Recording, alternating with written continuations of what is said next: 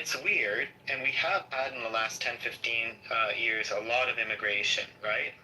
So on the surface, it seems like too many people coming in too quickly, the housing market's not being able to build quick enough. Um, it's hard to make sense of, left-wingers, they'll say this is the reason shit's so expensive. The guys on the right will say this is the reason it's so expensive. I mean, it doesn't make sense. Canada's like 99%. Wait, hold on, Matthew. Empty, Left right? wingers, Most of when they, Canada's like, Matthew, it's yeah, not the same yeah. thing. When a left winger says there's inflation, they have to explain that shit. And that explanation is the same for left or right, young man. Yes, yes, no, exactly right. So that's what I'm getting at, Alistair, is what I'm saying is that for myself, I want to know why, in fact, housing is more expensive. I don't care what the politicians tell me. They're always going to use emotional issues to grab my vote, right? They're always going to pull, like you're saying, Joe, they're always going to lie to us. They're always going to give us simple solutions to complicated questions, right? So I want to know, like, what exactly makes the housing expensive? And then after doing that research, then I know how to vote for myself, right? It's my own truth-finding As an journey. economist and a psychiatrist, I can help you out on that. Listen, dude, it's not that it's not Matthew, Yeah, it's not that difficult to determine how to price objects in the real world, dude. Do you have a serious question? Hello? And before we go, Are you saying that he doesn't have the ability to understand the capacity for the housing market in his own country? I mean, I don't think he wants to get into the details right now. I just real quick.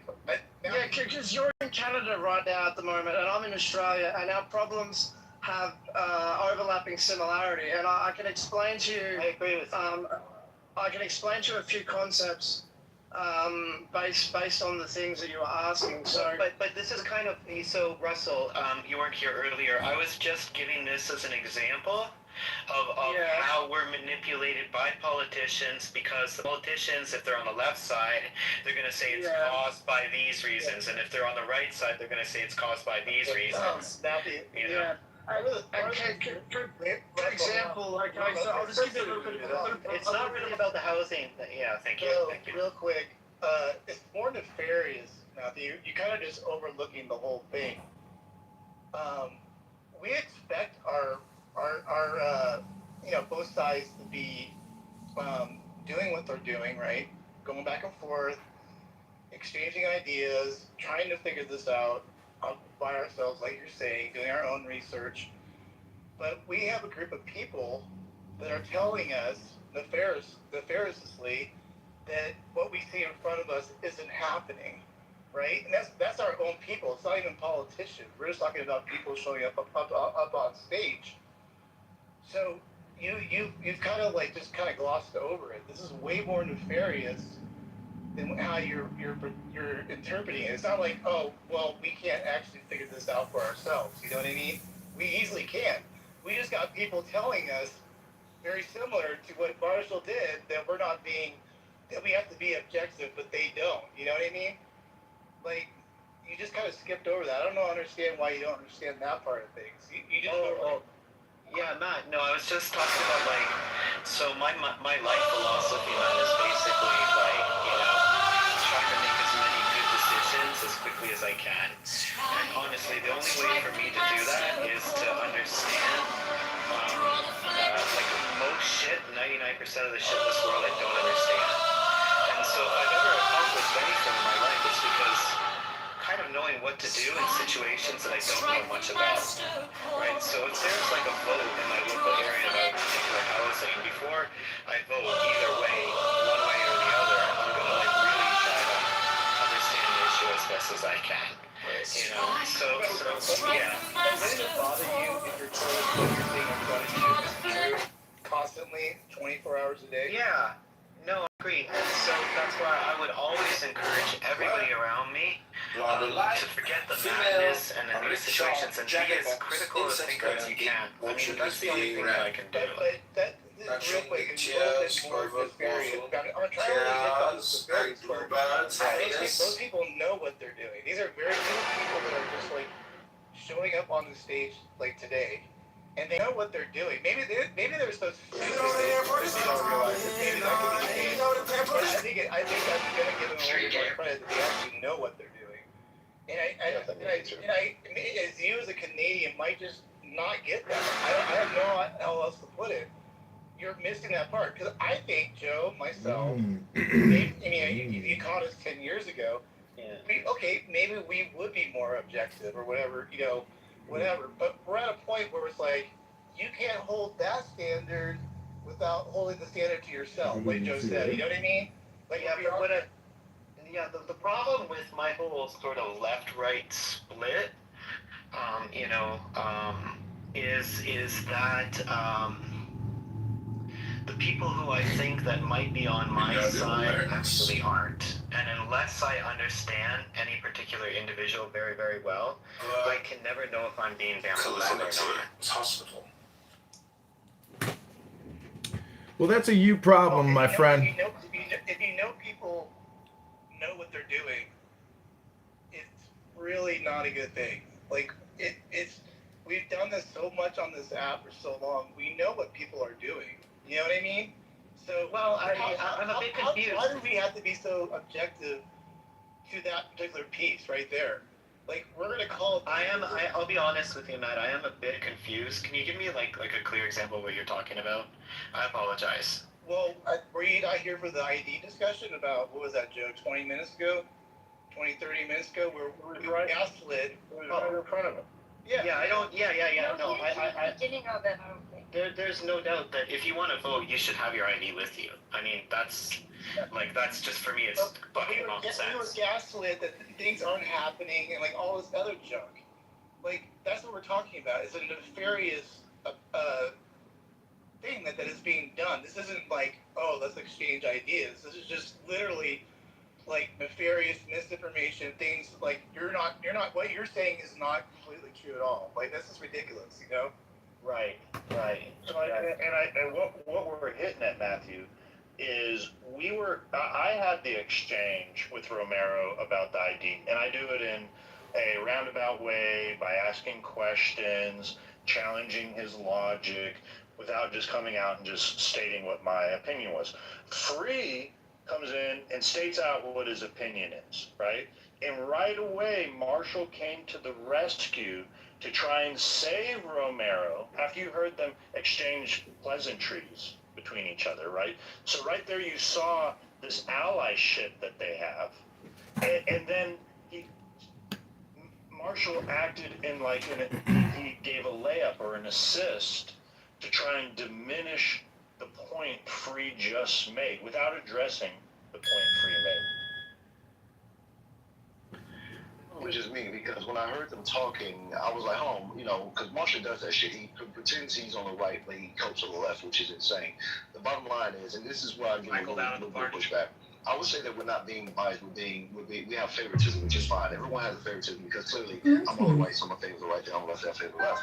The bias aspect is that we're being unfair, which is something that I'm against, and I know it's hard to do that because we're humans. Work with our allies when we face a combat scenario. Only together can we actually serve together. And Trump wanting to count out Kim Jong, which he's not going to call it that, but I'll call it that. Certainly does not look all that good. So I'll say those two things about it.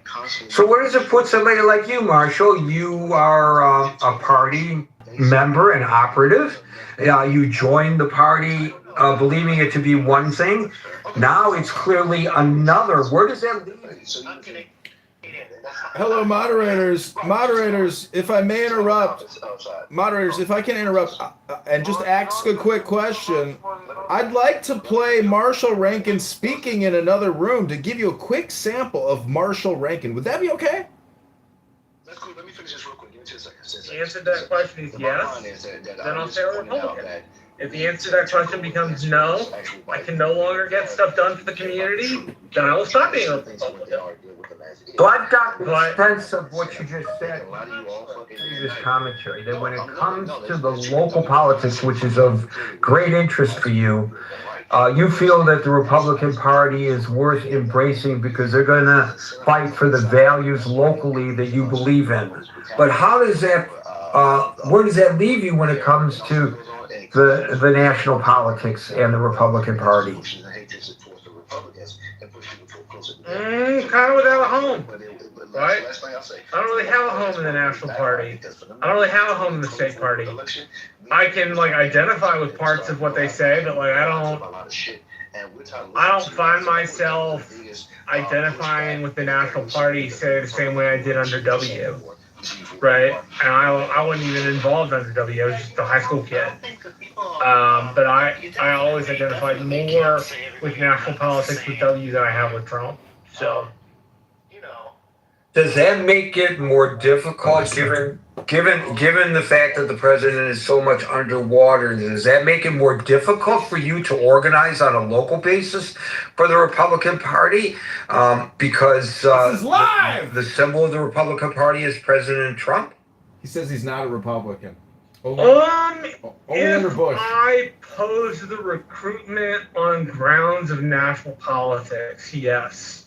But most of the time when I recruit people, it is a, hey, come be useful for your community, right? We'll get you involved in some national state stuff if you want to be, but like come be involved for your community. So that's usually my pitch.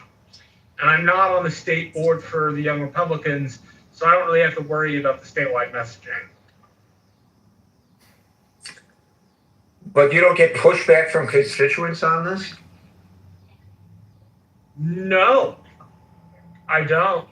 Now I get pushback from people in my own like Republican group. I know I'm in this one chat group where there are people who don't like Muslims and they're critical of Israel. And they just, they're bigoted. And it doesn't describe most people. It doesn't describe even like half the people in the group. But it describes somebody who likes to flap their gums. Like and Marshall. So, just like Marshall. Takes on a rather large place in this. I have a question. They said that, so the doctor, I'm fine, but the doctor has to be listening. All right, that's your sample of Marshall Stankin' Rankin. Yeah, I didn't find anything wrong with what he said. The way that I see it is that Martha tried to remain independent-minded. I honestly don't see anything wrong with what he's saying there. What he's saying is that he doesn't agree. What he's saying is he's a man that's not prone to groupthink. Matthew, when you make your point, you don't then got to double down on it. You just made your point. You said there's nothing that he's doing wrong. Look, I clearly hear what is wrong, and this is why we have trouble with Marshall, is because he's, lack of better terms, a wolf in sheep's clothing. Okay? Hey guys, I've just joined mid-chat. We're mocking people. We're mocking people who we think are wastes of time, like Marshall Stankin' Rankin. There's no need to actually destroy anybody's identity or character or history. The fact of the matter is, if you listen to retards long enough, you realize you are the retard. So, in politics, we have to be transparent. We have to be accurate. We have to be truthful. And really, if you go around parading as a Republican, but yet you shit all over Donald Trump all day, every day, in every way possible, including his administration and all people that work with him, you are not a Republican. You are a faggot retard walking around claiming that you are a Republican. Under Reagan. But I would also, without changing the subject, Jerry, I would also put the question. I didn't realize Alistair's being sarcastic. No, Matthew, I don't think the mods of this room are faggot retards, Matthew. I think you are far more of a faggot retard than the mods are. That's you. That's you, Matthew. Hello? Hold on. I know him well enough. Yeah, so Edmund's one of my favorite contributors. It was just an hour ago, Edmund, I was hailing your wisdom right here in front of Matt. Isn't that true, Matt? So, no, actually about similar to what you just said just now about Clubhouse and about having the same conversations all the time on Clubhouse. But Matthew, listen, do you take these conversations at face value as if it's just a group of people that care about their society and world around them, or do you think there are people that are advancing narratives for their cause? I think there are both of those things. I think what's happening is that people believe in the narratives that their politicians are feeding them. That they come on this app, it's a tiny app, tiny audience, so it won't really make much difference at all. And they will try to advance their cause. My cause is all I want people to do is to take up each issue as an individual thing, research the fuck out of it, and make up your decision for yourself. I will assure you, Matthew, 99% of the speakers in American politics are saying and acting and behaving in certain ways to advance their cause. That's it. It is not an objective discussion between civilians that just want to have a better society. Unless you're in an echo chamber room of like-minded people discussing a topic, and this is why I'm such a huge fan of echo chambers, is that's when you actually get to have fantastic conversations and be objective.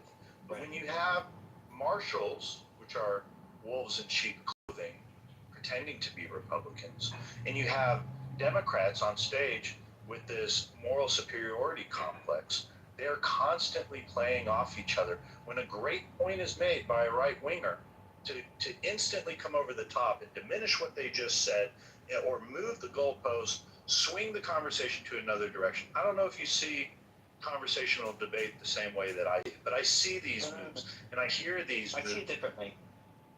Okay, I see conversational warfare occurring. People advancing, people sidestepping, people redirecting. I see these moves that people make. Now, sometimes on Clubhouse it's blurred with substance abuse, so and crash out emotion. That's funny. Right? That's true. But this isn't really the top tier debate team that we're having here. But I can assure you, 99% of the American speakers are when they're talking politics, especially when they are talking with opposition, that they are not being objective ever, 100%. Right. And Joe, my thing with politics is like, I don't care how other people vote. I like if there's a tower going up in my neighborhood, what the politicians tell me, I couldn't give two fucks, because I know they're already bought off. Like you're saying, right? They're bought off, right? 100% they are. What I want to do is I want to know if that tower is going to be any good for me or not, right? I want to know the issue at hand. I don't care about the drama or the pro wrestling. I don't care what the news says. I know they all got their reasons. It's all corrupt. I want to know, when that tower goes off, is it actually going to be beneficial to me? In what way, yes or no? Forget all the fluff, get right down to it. That's I think that's important to do, I think sometimes we get too caught up in the wrestling, and we get too caught up in the team sports, and sometimes we don't even know what the issue itself is, right? It's just like, you know what I mean? It's like it's like, it reminds me of this book. It's called The Society of the Spectacle. This dude was talking about how things that we used to experience directly in our lives, like firsthand, it's all our firsthand experience would throw it to the side, and now we turn into spectators.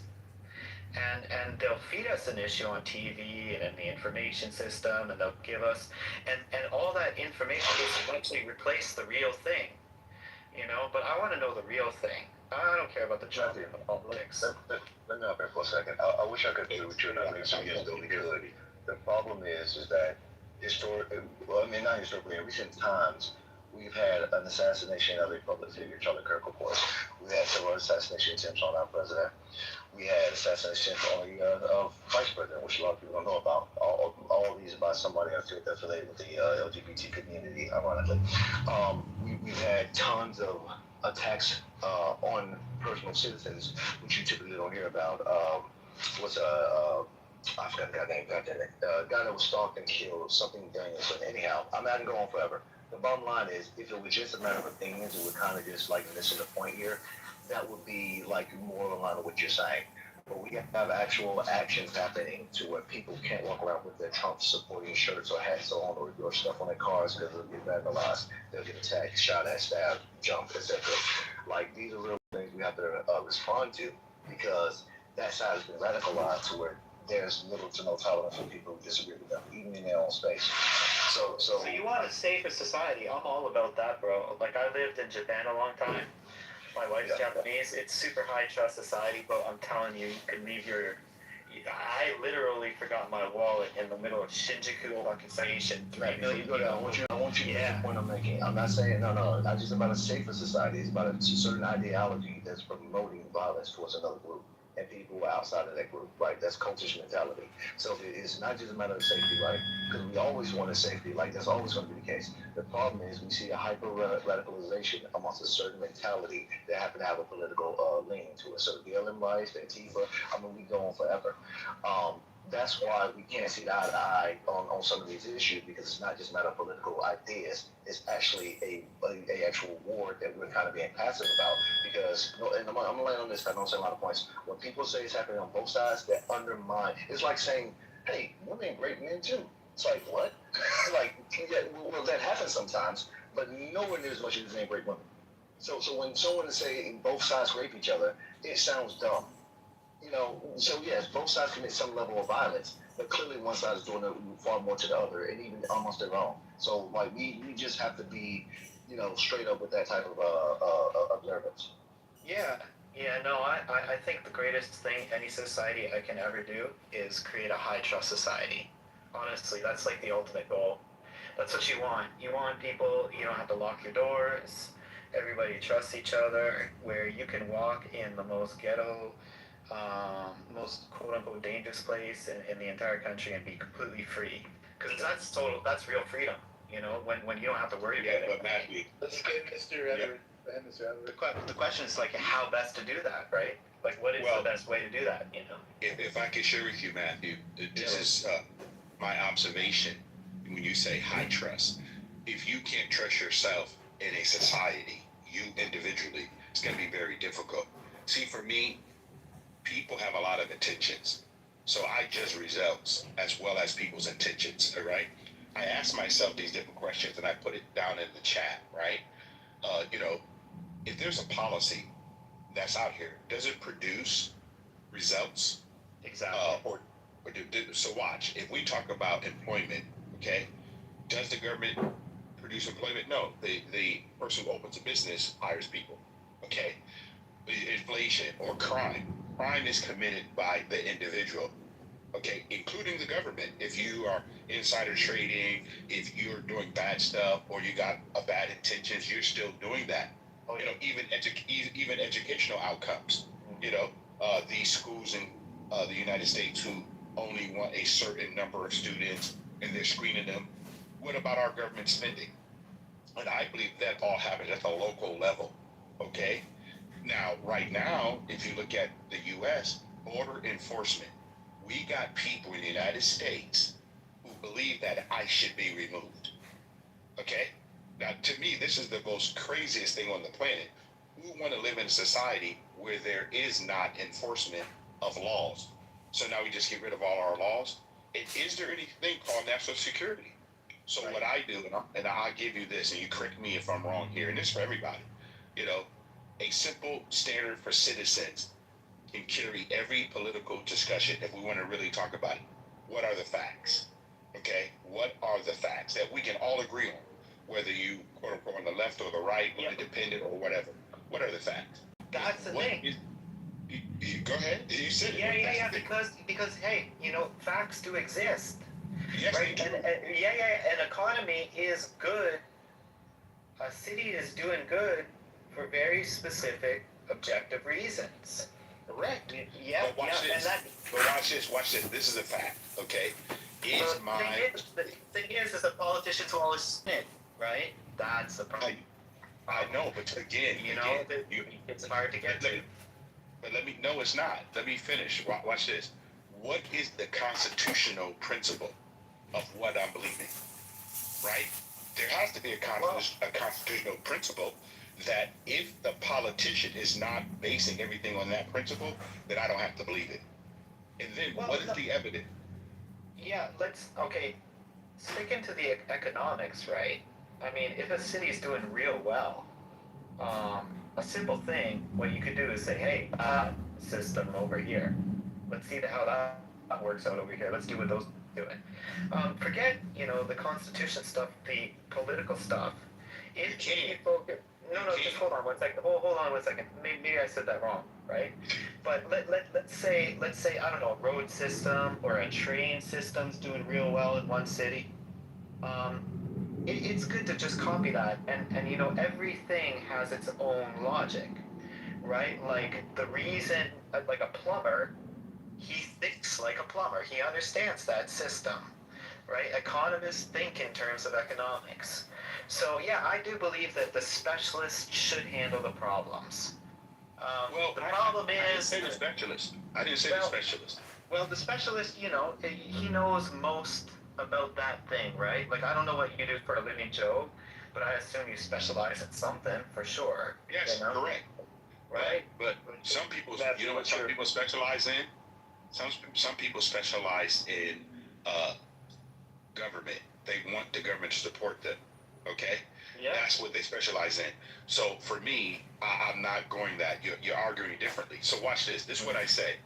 If a political party right now is in place, would we apply the same standards to each party in power? I don't think that this. No, we should, but it's not happening.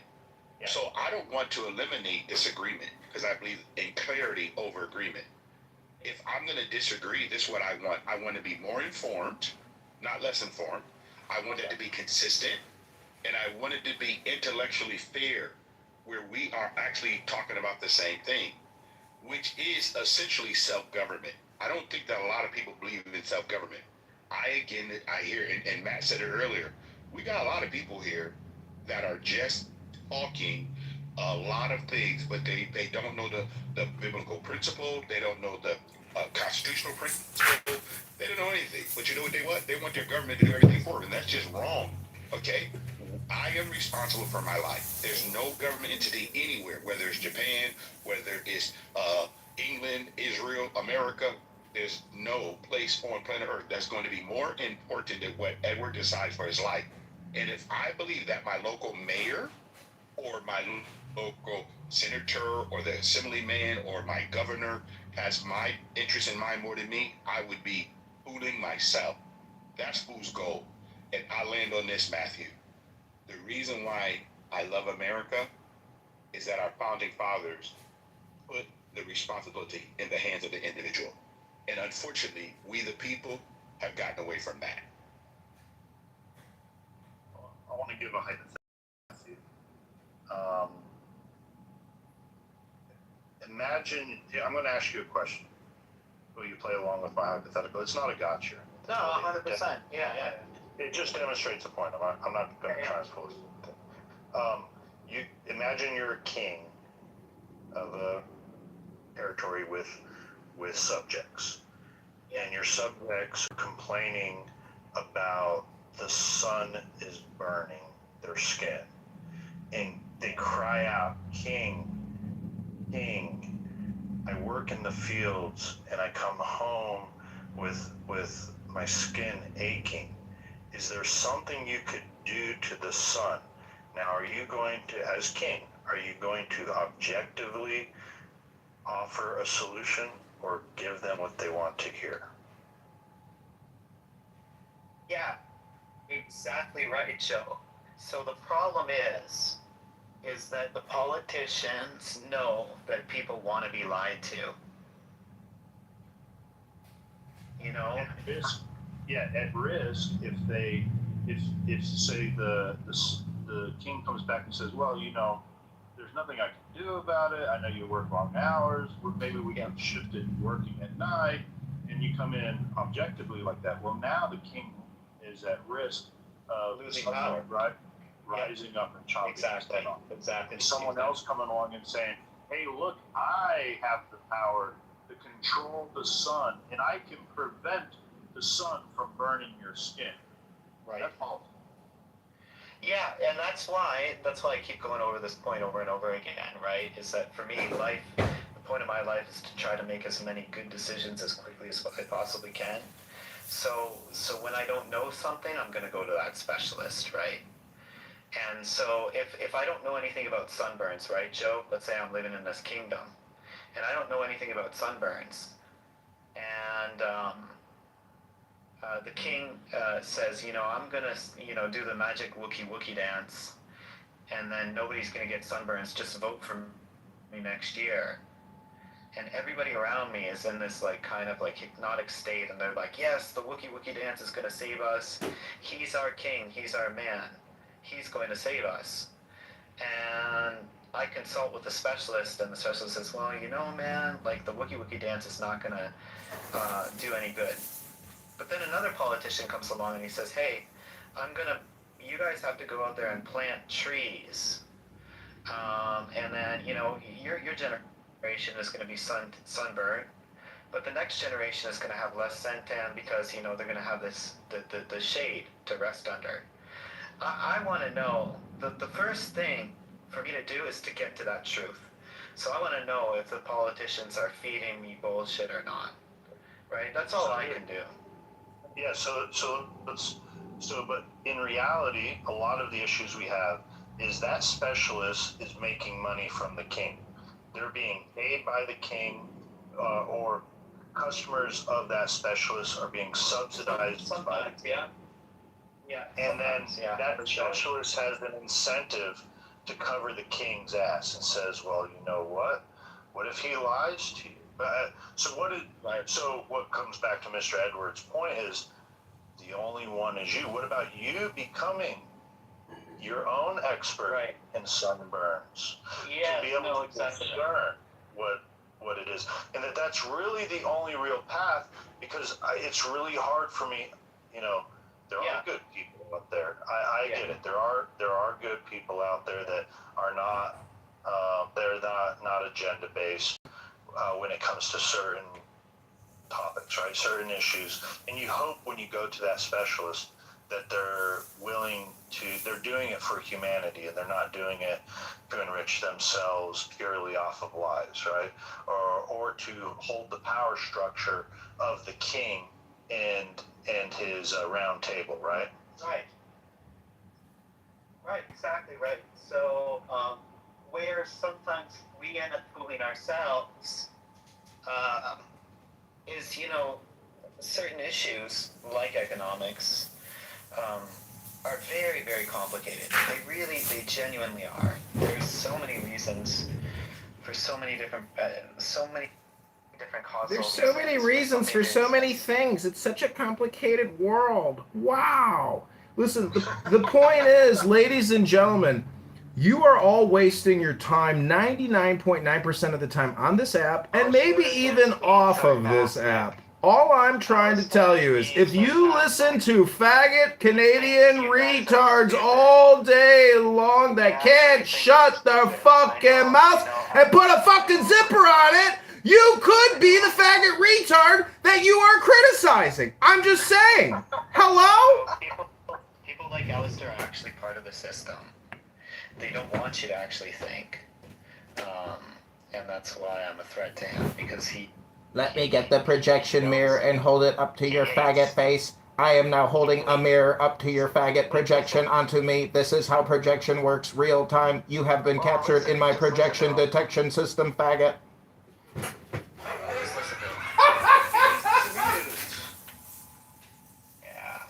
So hilarious. He's fucking hilarious. John Kitover by far spends the most time Yeah, he does. Well, because he thinks you guys are fucking idiots. That's why. I know he's being sarcastic. Like he has 3 rooms open right now. Anyways, I always encourage people to do as much research as Tapes they are can. filling there, right? Tapes. See, he has tens of accounts. There's an entire system, information system, that really doesn't want people to think. It wants them to be entertained. It wants them to respond to the information system, to the spectacle. There's an entire system out there that wants you to make Matthew, the assumption when that was the last all time the somebody things that told you that see you're just a fucking gabber, bro? You are a faggot gabber. When are you going for your on power TV, walk? Hello? like Alice, he wants you to believe, or he's You're a being faggot sarcastic, gabber. but you know that the information system is an actual stand-in for reality, but it's not. You know, we're being constantly fed lies, like all the time. More so simplifications, oversimplifications, and politicized reason, you know. But anyways, it's, In major politics, simplification plus authenticity comes first. Then details go to the other layers. Matthew, where's the biggest propaganda coming from, like within or outside the United States? there's a lot of propaganda coming at us from almost every informational sphere that you can possibly imagine. Here, I want to shift a little bit. I don't know if you're trolling us or what. We'd love to hear from you. I am sorry, I'm not trolling anyone, and I'm sorry for my accent. I have an Indian accent, but I so respect you all, but I just feel like this country is being unfair to legal immigrants. Definitely. And Share with us. I don't know, because look, I am someone. I am a heritage American that I feel overwhelmed. I feel overwhelmed by the level of immigration that has occurred here recently in America.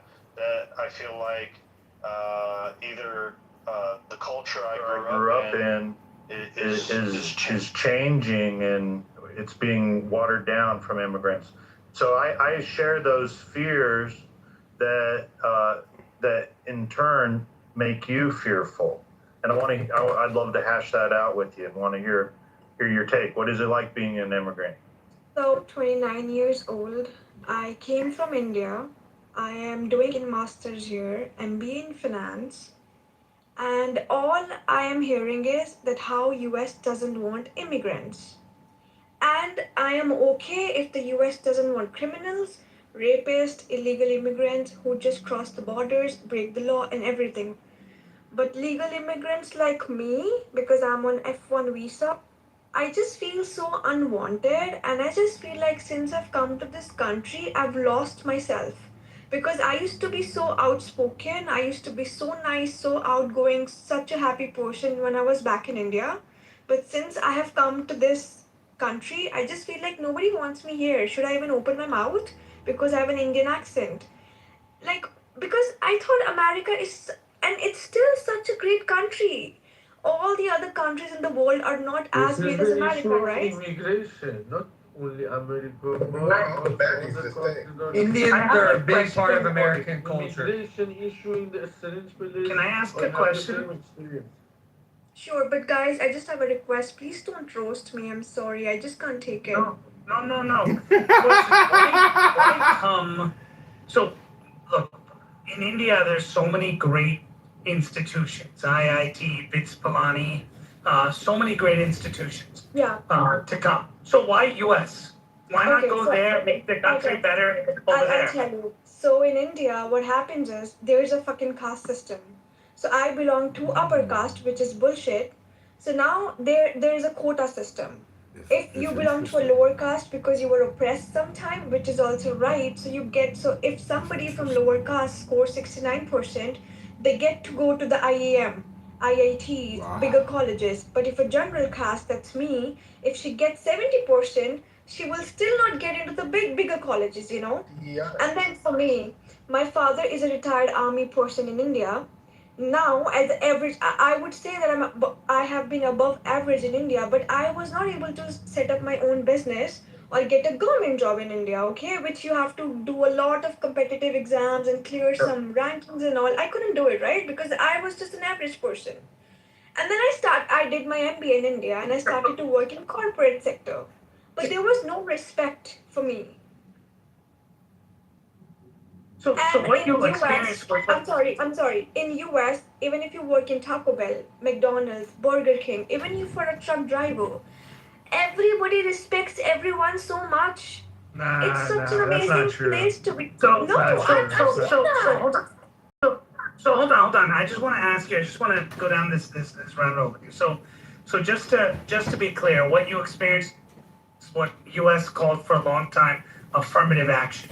A lot of people that were considered lower, quote unquote, were getting into and that's quote unquote because I don't agree with it, but they were somehow considered lower. They were getting opportunities that people who were well qualified weren't getting. We had that for a long time.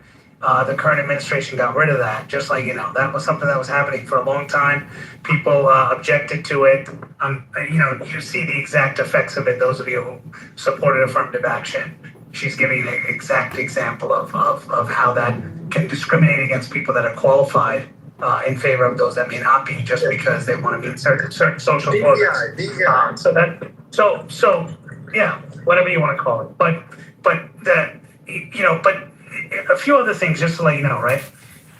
If you go to an average, you see, one of the qualms here in the U.S. is if highly skilled people are there in India, they could make India better. For example, there's a company called HCL Technologies. I'm sure you're familiar with them.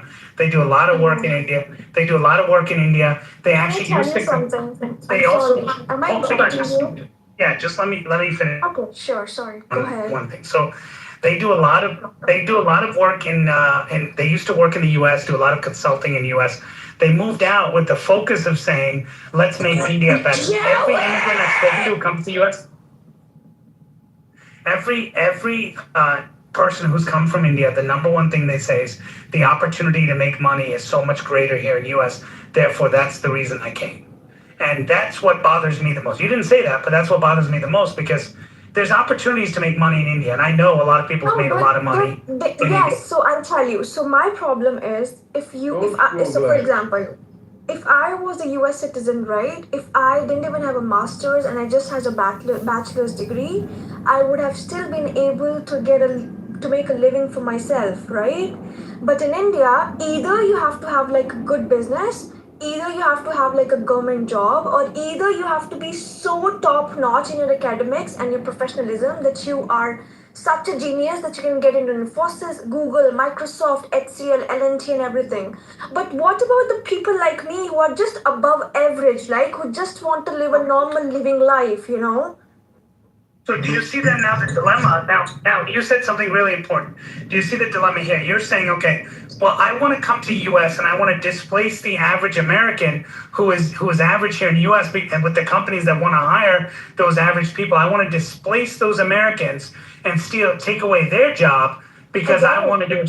So that's the mentality that's there. So why should you coming from another country should take the jobs, right? Exactly my point. Now, can I tell something about it?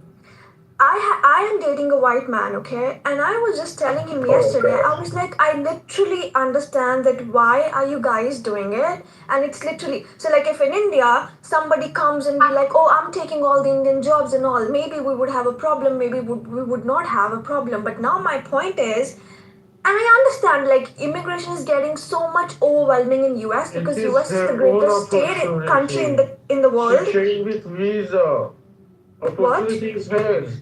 You don't need to explain much. They gave you the opportunity. Now he says why?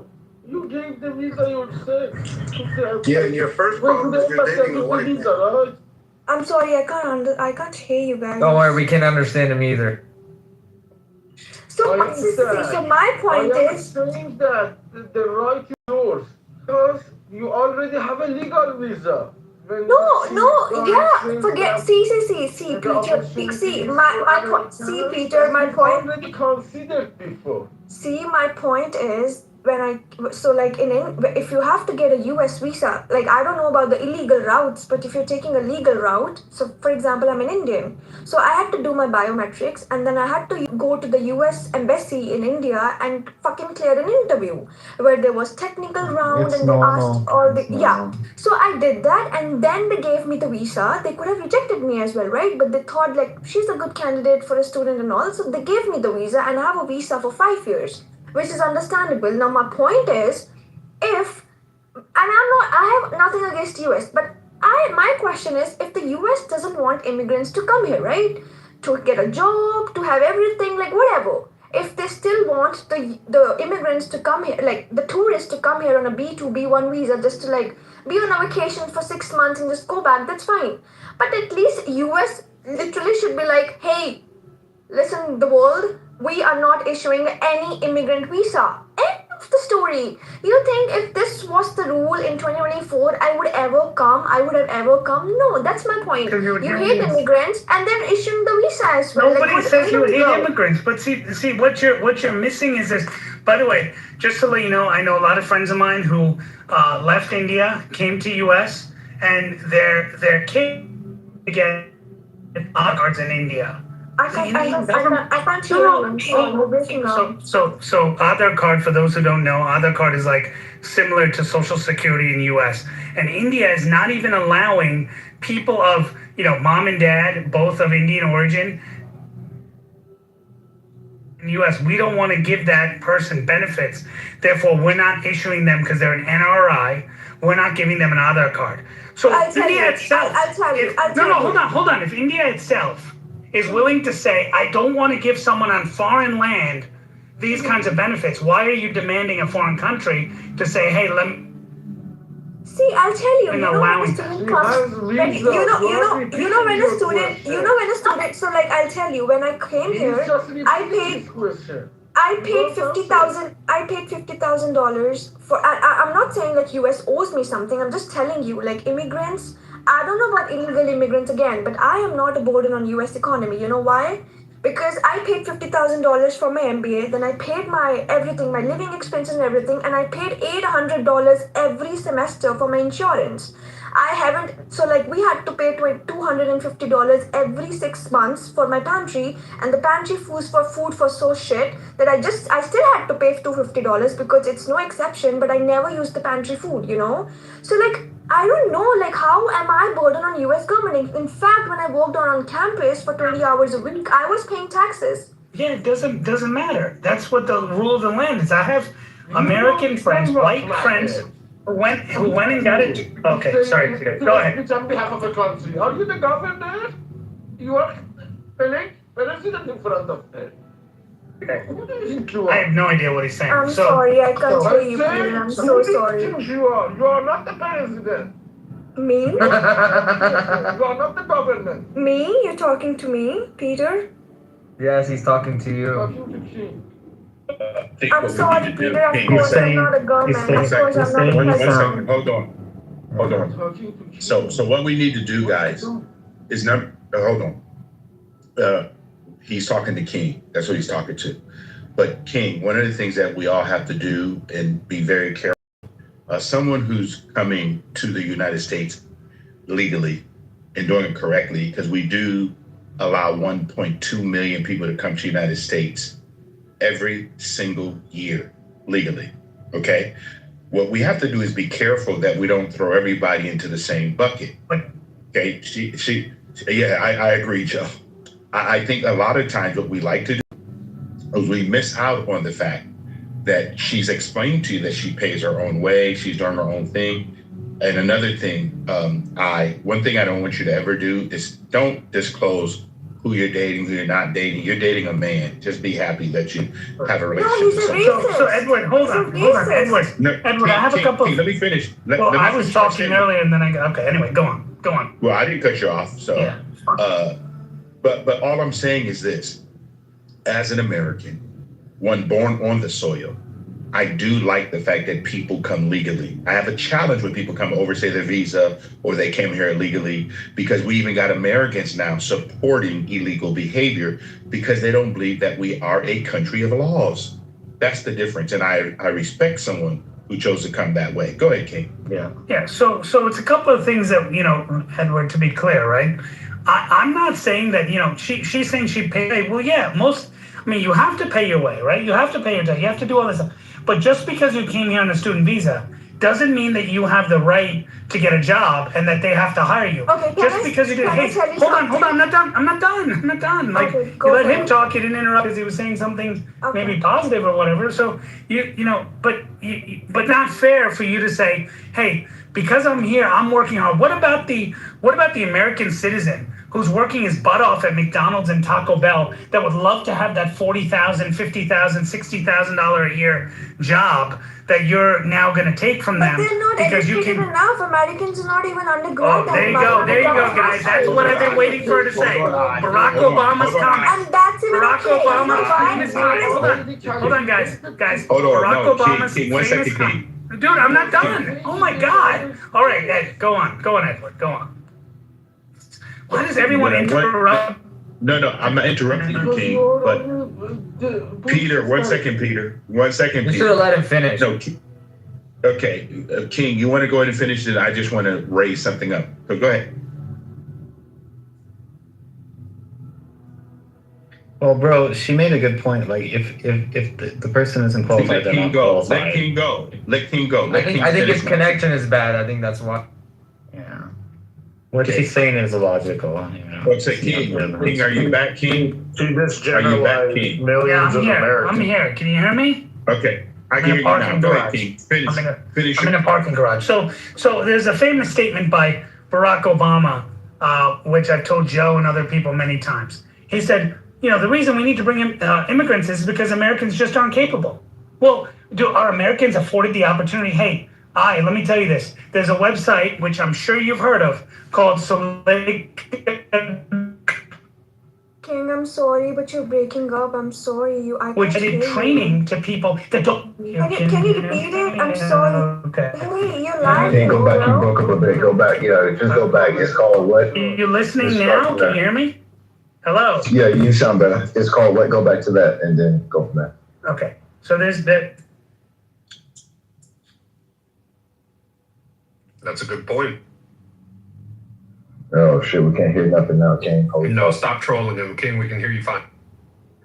I can't hear him at all. I can't hear him. King, I couldn't hear you. Edward, stop trolling. King, everybody I'm not trolling. Stop. No, stop. Florida, stop. You didn't hear what he said.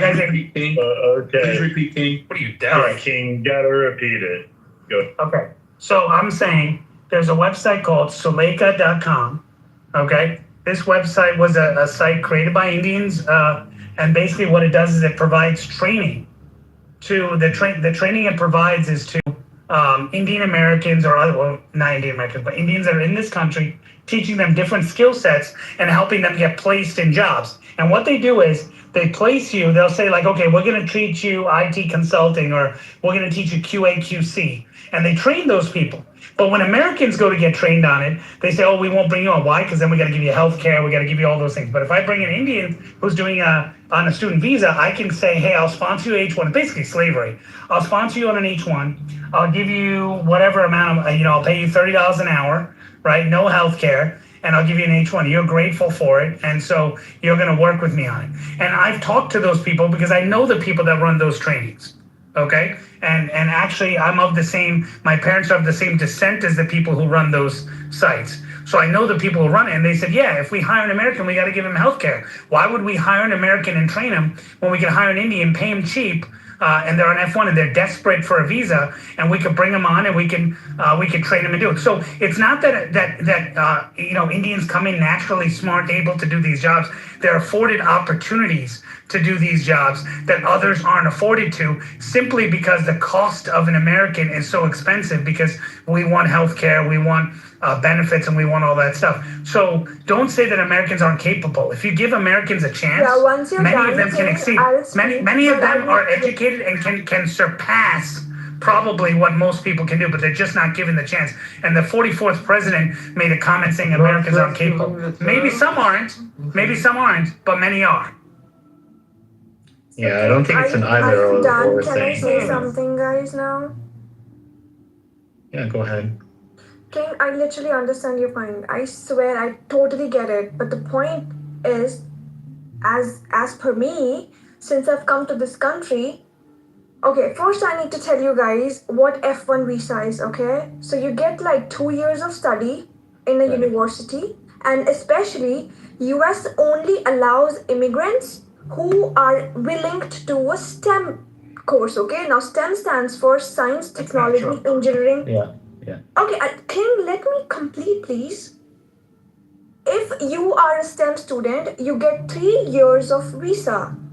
Sorry, 5 years of visa. And if you're not a STEM student, then you can just study for 2 years in this country, go for 1 year of OPT, and then go back home. But if you choose to study a STEM degree, you have a 5 year of visa, 2 years of studies, 1 year of OPT, and then 2 years of STEM OPT, right? It's actually two years of OPT. No, 1 year of OPT. It's 24 months. No, listen to me. Yeah, you can. Please do look it up. It's part of my job. I know. Let her land, bro. Let her land. 1 year of OPT and 2 years of STEM OPT. If you are doing a STEM, please look it up. You get an extra extension for 24 months. What are you talking about? So it's 12 months and then another 12 months. So that's 2. So so like 1 year is for OPT and 2 years is for STEM OPT extension. All right, go on. Let her go on, bro. Okay, so the total visa is for 5 years. Now, in those last 3 years, once you're done with your degree, if an employer is willing to sponsor you, you get to stay in this country for 3 more years. If they are not willing to sponsor you, just go back. Yeah. Now, my point is, unfortunately, I fucking wish India was as open as US, so that everybody could get the same opportunity in India, because the competition is so high. Everybody's graduated, everybody's having PhDs, everybody is having masters, and they just want to get out of the country because the country doesn't care enough for our people, which is sad. And this is why all the Indians or the other immigrants go to Europe, UK, New Zealand, Australia, Canada, and all. And now some people land up in US just like me. And I get it. Like, so now my point is, like, King, you were just saying, like, okay, so now that we immigrants come here and then we take up the jobs for the US citizens. And I'm sorry, King, please don't take it wrong. If I am 2 masters and I have a technical degree in STEM finance, right? And if a US citizen, okay, is also having a finance STEM or 2 masters, or even not a degree, just like technical skills, of course they're gonna get hired. And I will not get hired. You know why? Because they have much more skills than me and much more experience than me. And it's no wrong in that.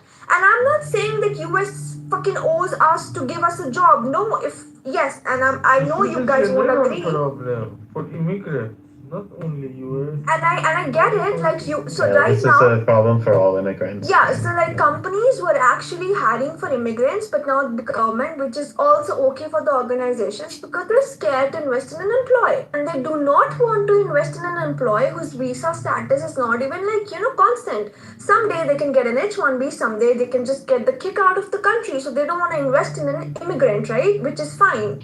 But my point is, if an American citizen is having 2 masters, 1 master's, and another grad, and I am also competing for the same job, whoever has the more skills will get the job. And please don't, so like this, That wasn't your original complaint, right? You're just saying it's hard, right? That is not your truth. It's really hard. Like, look, I get it. He raised a good point. He raised a good point, and it's a true point, right? About He did, but I feel like it's not even easy for immigrants, it's hard as well. I thought you landed. So 2 things can be true. Two things can be true. 2 things can be true at the same time. Hey, on one hand, yes. On one hand, yes, highly educated, because they are highly educated immigrants are coming in here getting visas, and they're undercutting Americans that want the benefits, right? But also, if you've ever been to graduate school, like I have twice, damn, most of the freaking graduate schools are full of freaking immigrants, right? You know what I'm saying? That's just the reality. Americans, we're not competitive educationally because our our universities are amazing, but our K through 12 schools are trash. They're just not good, and we're not competing, especially in the STEM fields, which is why corporations were looking across the border, which is why we were so attractive. Exactly. And so we gotta fight with that. Also, we also took away workers' teeth, right? We said unions, bad, fight on your own. Right? Fight on your own. Instead of collectively, fight on your own. And then we get corporations saying, we have the upper hand and we can slap you around, which is why they're allowed to do stuff like this. Thank you. I'd like to speak. I would just want to add one last thing. Real quick. I was after Mr. I just wanted to ask you a couple of questions, actually. Are you currently here on an F1? Hi? Me? Mm-hmm. Oh, yeah, I am. You are? How many more years of eligibility do you have? 3 years, only if I get a job. Otherwise, I have to go back, which is fine. But okay, are you interested or like do you want to like do you want to get US citizenship at the end of this? But Is that your goal? Yes, but I know for sure that I would not be even able to get a green card, and which is fine. Okay, well wait, how old are you? I'm 29. Is that you in your PTR? Yeah. Is that you in your PTR? Picture? Is that you in your photo? Yes. You want a green card? Do you want to move to Dallas, Texas? There's a lot of Indians in this area. Oh my God. Oh God! So now it's turning into roasting and bullying. Okay. No. He's saying you can marry This is the perfect example. There's no assimilation. She don't get the jokes because she don't belong here. Hold on. I gotta say, don't worry. Hold on. Guys, leave her alone. Guys, leave her alone. Guys, leave her alone, guys. Just teasing you. Let me just ask. Teasing them.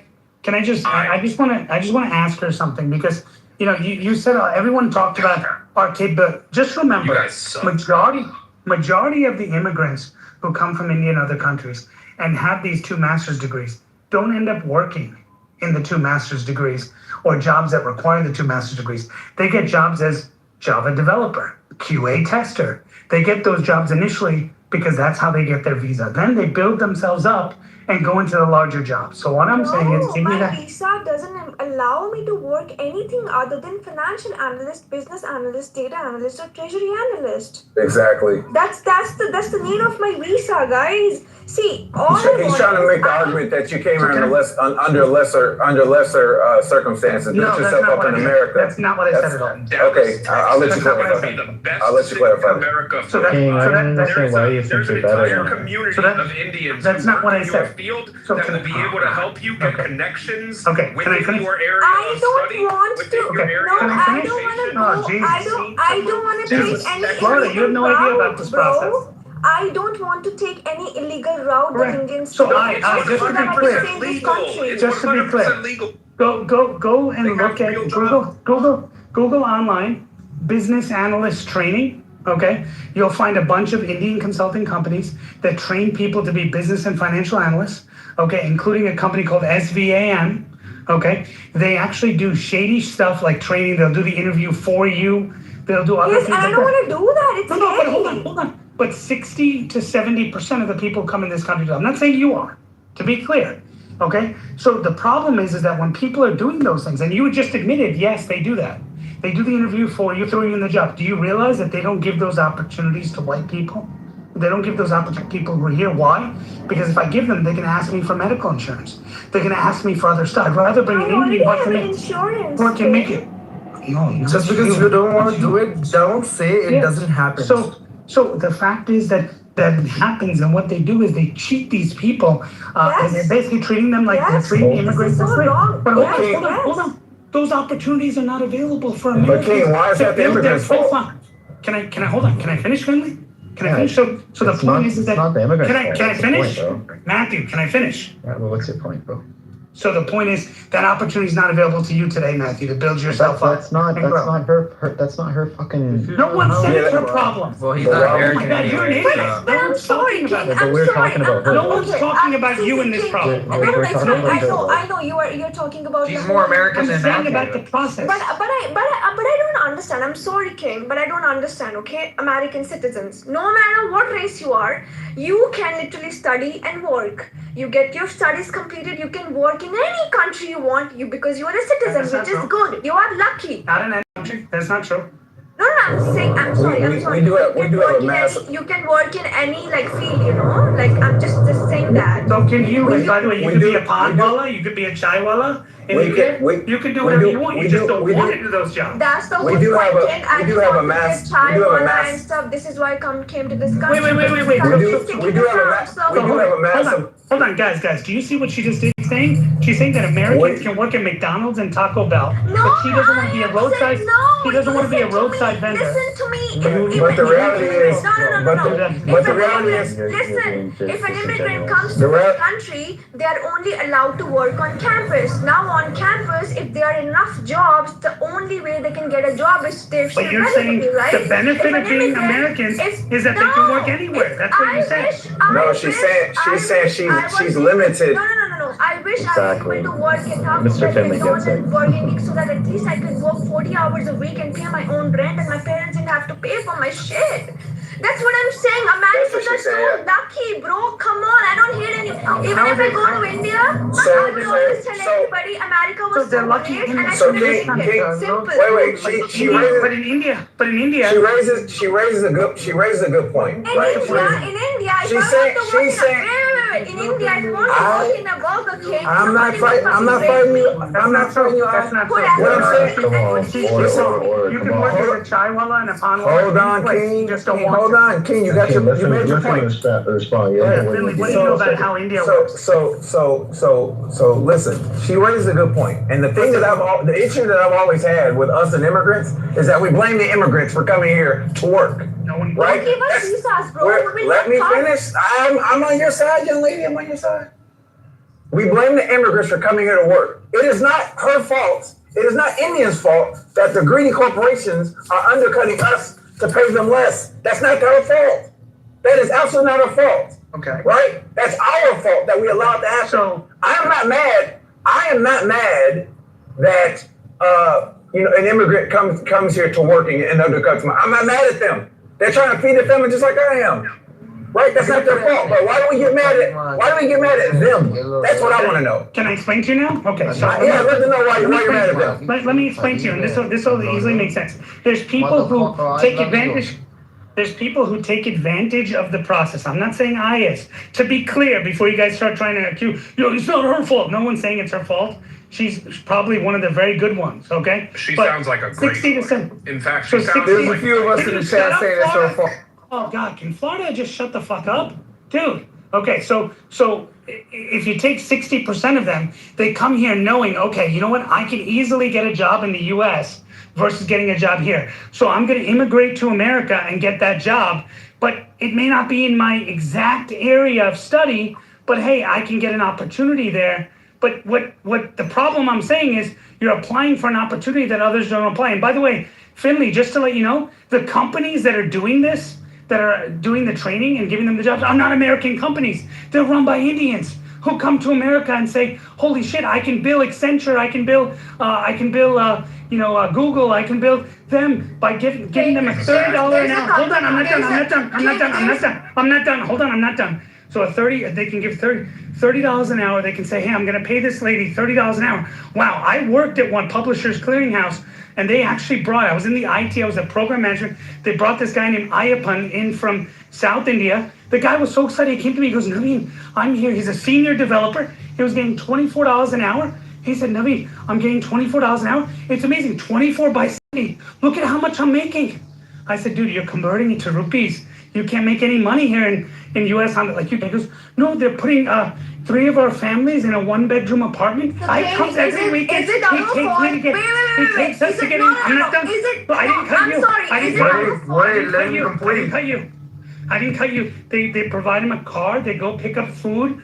They say, oh, I go to Patel Brothers. The car Patel Brothers and does it. So the whole point is the fact that Americans aren't willing to work for less money because we don't want to take a pay cut. It sounds like what Finley is saying is, hey, Americans, be willing to work for less money. That's not what I'm saying. No healthcare. That's no not what I'm healthcare. saying. No, No, don't do that. No healthcare. Absolutely not what I'm saying. So, don't you dare. So Don't do Trump that. and Tom. So Trump and Tom. No. So Trump and Tom. I'm not done.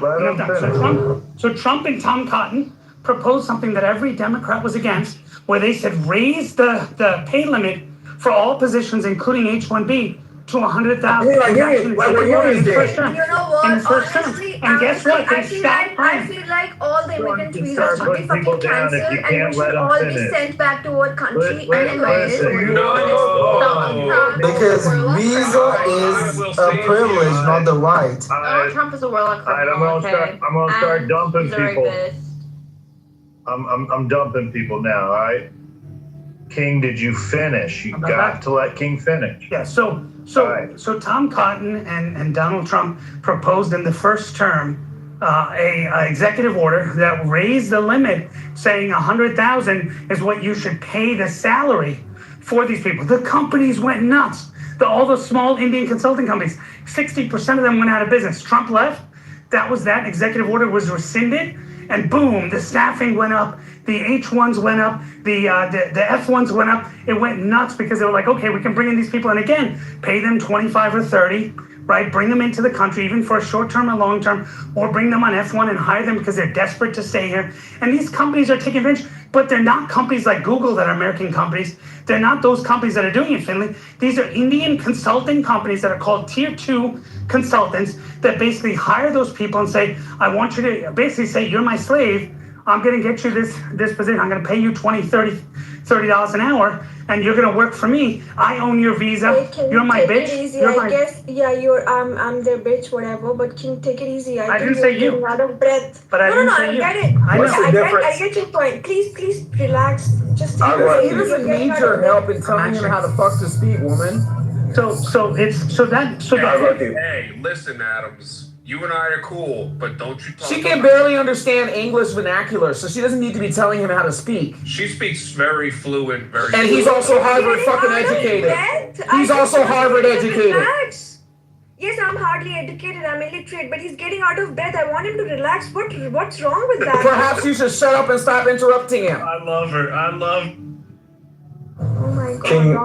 King, what you're saying is because I find it crazy that the president wanted to write an executive order to mandate a minimum wage. Did you say? No, he said, fine, hold on. He said people on visas should get an equivalent wage to what the economic for that minimum person. wage. No, it's not a minimum wage. No. Oh, this is $100,000. Didn't you say that should be the wage?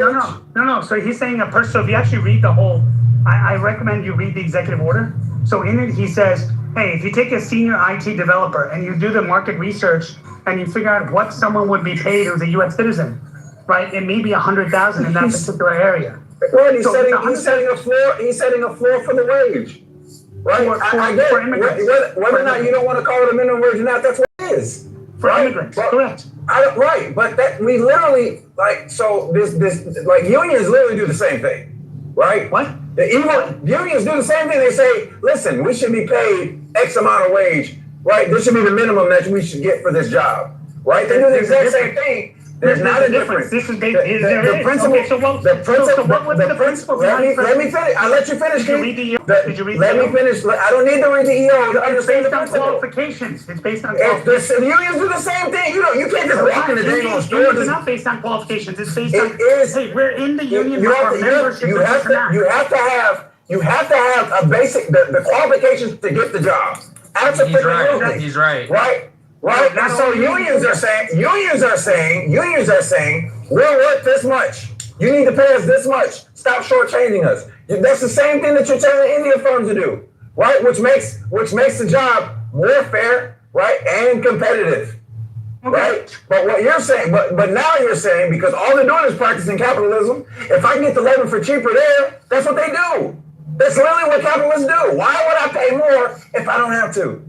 But unions again. So you're supporting capitalism in that. I think that's the right approach. Listen, Listen, I'm not. No, I don't. If you're for underpaying people, if you allow me to respond and finish my statement, because you're putting words in my mouth that are false. I am saying that's what capitalism does. I didn't say I support that. I'm giving a statement of fact. Now I will give you my position. I am very pro-union, because I think capitalists are very greedy, and I think that they're hyper unfair to labor, and so that's why I'm pro-union. I'm not saying use perfect. I'm not saying they're perfect, but I'm very pro-union. Very immigration and stops people from hiring them because the view is, well, if I'm going to have to pay that much anyway, why would I hire an immigrant when I can hire an American? Visas, but that's okay because they're hiring Americans and they're paying them what the market value would be. In other words, they also said in it, you have to provide benefits to those people. That's what Trump said. You have to provide benefits to those people. Well, what happened? Companies decided, you know what, screw this. If I'm going to pay that much money, why would I hire an immigrant when I can hire an American citizen for the same amount and not have to deal with paying the fees for the visa? I'd rather just hire an American citizen. Hey, the visa's always cheaper. The visa's always cheaper. Always. The visa's always cheaper. Why is the visa always cheaper? I'm saying if I gotta pay, even if I gotta pay $100,000 and $100,000 for the visa over the course of time they're working there, the benefits, because benefits can sometimes be 40. Right, but you have to 30-40%. That's all. 30-40% on top of the salary per year. By the way, it's total. And by the way, it's total comp. So you read the executive order. That's why I asked you if you read it. It's total comp, which includes what they're getting paid in shares, what they're getting paid, and all that stuff. So they have to offer a total comp package. So hold on. Look, I think this is a really big point that we just need to slow it down because y'all are talking real fast, so everyone understands what just was said. King's outlined that there was a greater incentive for businesses to hire immigrants, and it was not what they lied about in saying Americans were not qualified. The government had created a system where the expense of hiring the American, it cost them more than hiring an immigrant. And now Trump has come along to try and correct that. Is that accurate?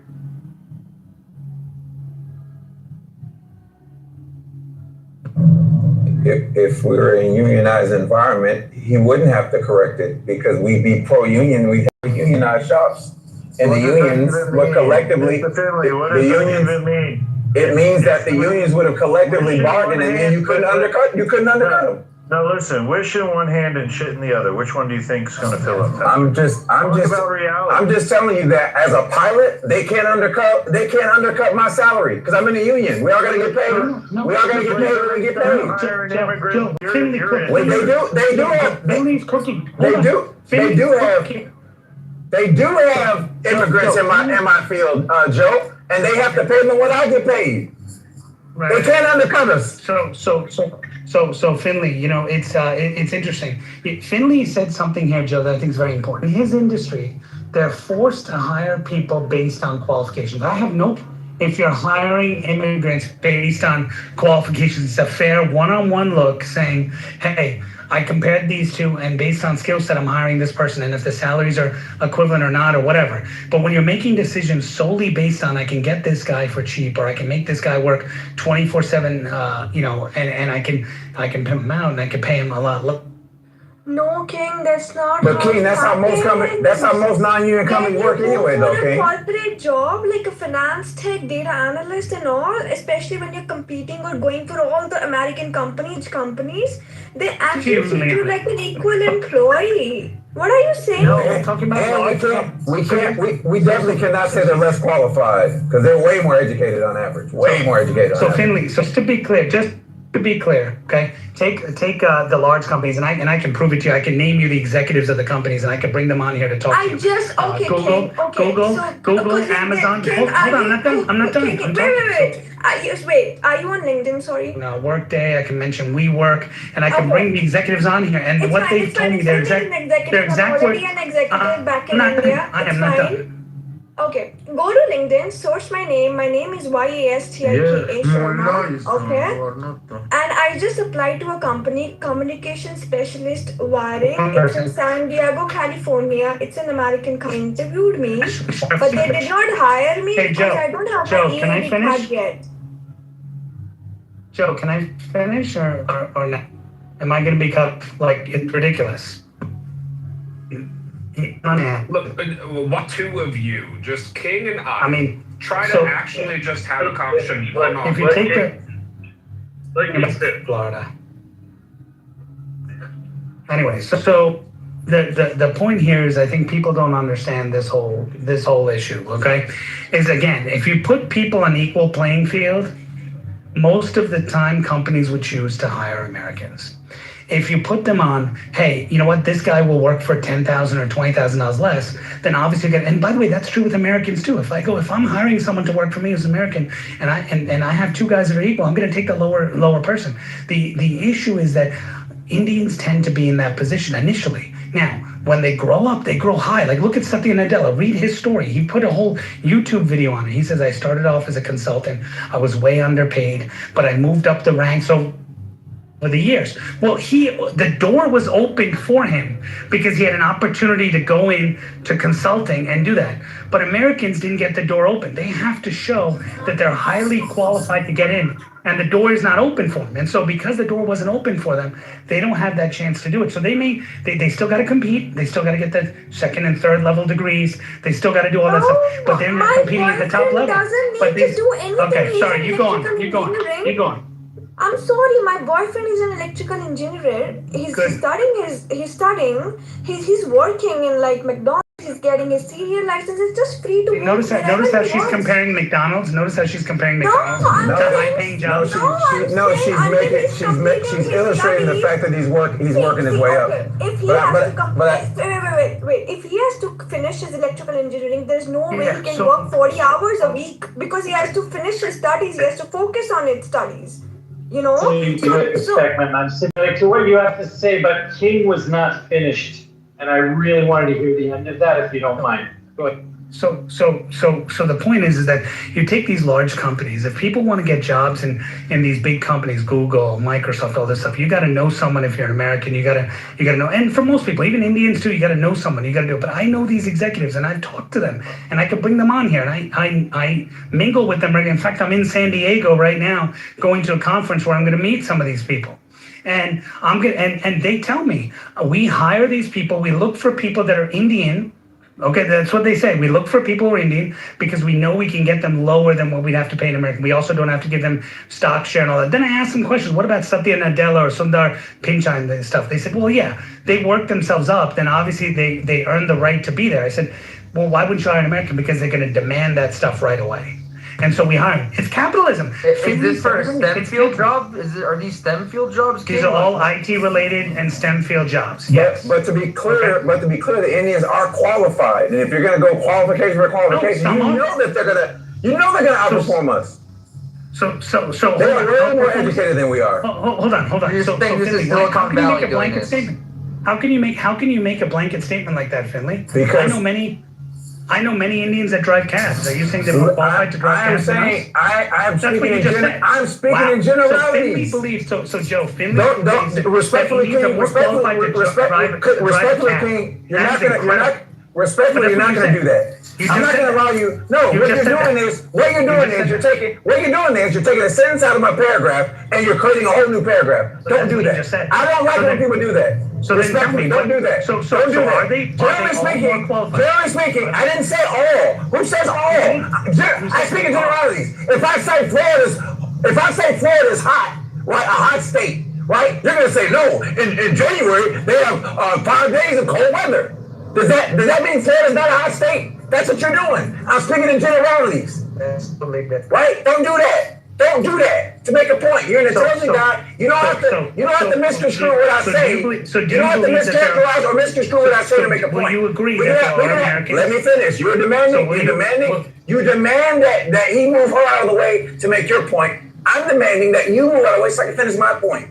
Well, right? But I wasn't done, you cut me off. So I didn't cut you off. I absolutely let you land. Well, no, I didn't land yet, and then you. You did land. No, in the Middle East. Well, no, King, that's not true. Americans are like that. King, I let this quiet, and then I started talking. Right? You go on. You're gonna bitch and moan. And so my point. You can all that. My point is that we can't have it both ways. But I was making a general statement that on average they are more educated than us. Absolutely. She's coming from a country. It is true. She's a third of America. Only a third of Americans have a freaking 4-year degree or better. Only a third. Okay. I guarantee you that number is higher for Indians. Right? Well, that are coming here. That's math. What are you talking about? No. If a third is a third, that is a per capita number. But a larger population is obviously more. A third is a third. That is a per capita number. If there are 1,000 Indians and there are 10,000 freaking Americans, and I say 10%, right? That's a per capita number. I didn't give a number, right? And so we're making excuses. The reality is Americans, we're not as educated as our immigrant counterparts because the people that we let in, specifically people from across the water, have to be either have money or education. They have to have some kind of merit that you can get in our freaking country. And so I'm not knocking them for that. I have to say we got to work harder, right? We got to freaking work harder, and we don't want to. We want to blame the immigrant. Hold on, family. That's not true at all. They let millions of Americans. So it's not true that we don't come. Some Americans don't want to.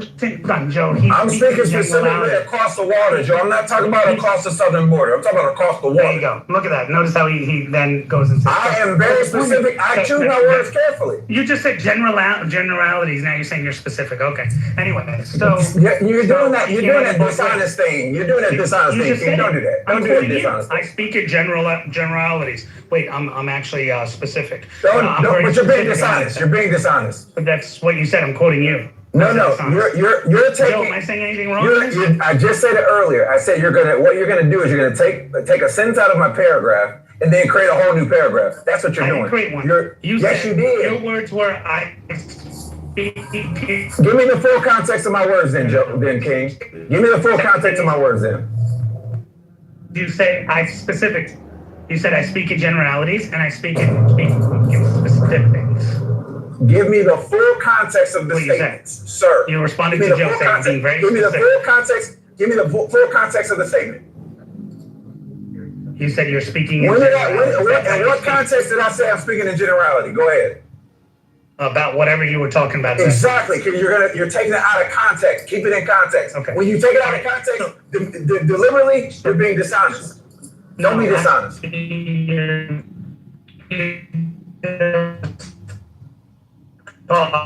you're eating out of your ass both sides. So anyway, so that emphasis by saying this is what I heard Finley say. Okay, I heard Finley say Americans aren't capable. Okay, of doing these jobs. Okay, and that Finley didn't say that. I'm not. I just told you what I heard you say. Can you hear it properly? Then you're not listening. So why? I'm not allowed to have my own opinion on what you said. You can have your own opinion about anything. At least be honest. Well, I am being honest in what I heard. You're being dishonest. You're being deliberately dishonest. You're also twisting what you said to trying to clarify. I'm not twisting anything. You're the one that's twisting to make. So let me tell you what I feel. That's just dishonest. So how do you know how I feel? I'm telling you, you're being dishonest. So how do you know how I feel? I'll wait for you to give me evidence. Did you read my mind? I am telling you you're being dishonest. So shut the fuck up and let me. I'm telling you you're being dishonest. No, I'm not. I'm telling you how I feel. The aggression isn't necessary. If you disagree, then you can explain it after. So here's what I feel you said: that Americans aren't capable because 10% of Indians who come into America, you believe are more educated. This is your belief that they're more educated than 10% of Americans who are in this country, who are going to, or maybe you just meant the entire population of Americans and the 10% that are coming in, which wouldn't be a fair comparison. But you're saying that they're more qualified, and you know what? you may be right. There's a lot of Indians that come in here with high degrees. And also there's scandals where Indians came into this country showing degrees. Look it up online. I'm sure you won't because you're not an honest person. Where Indians faked degrees coming in on their H1, saying that they went to Andhra, Jyoti, Superb University in southern Chennai and put it on their application, and companies brought them in and faked the degree on it so that they could get an EB2 visa, and they came into the country. But in reality, they're not educated, but no one was able to vet them because the U.S. government can't do it. You won't mention that because you're dishonest on it. And so then they fake that. Well, if Americans have the opportunity to fake their degrees and get better jobs, maybe they would succeed. But they don't. Why? Because they get Americans do fake their degrees.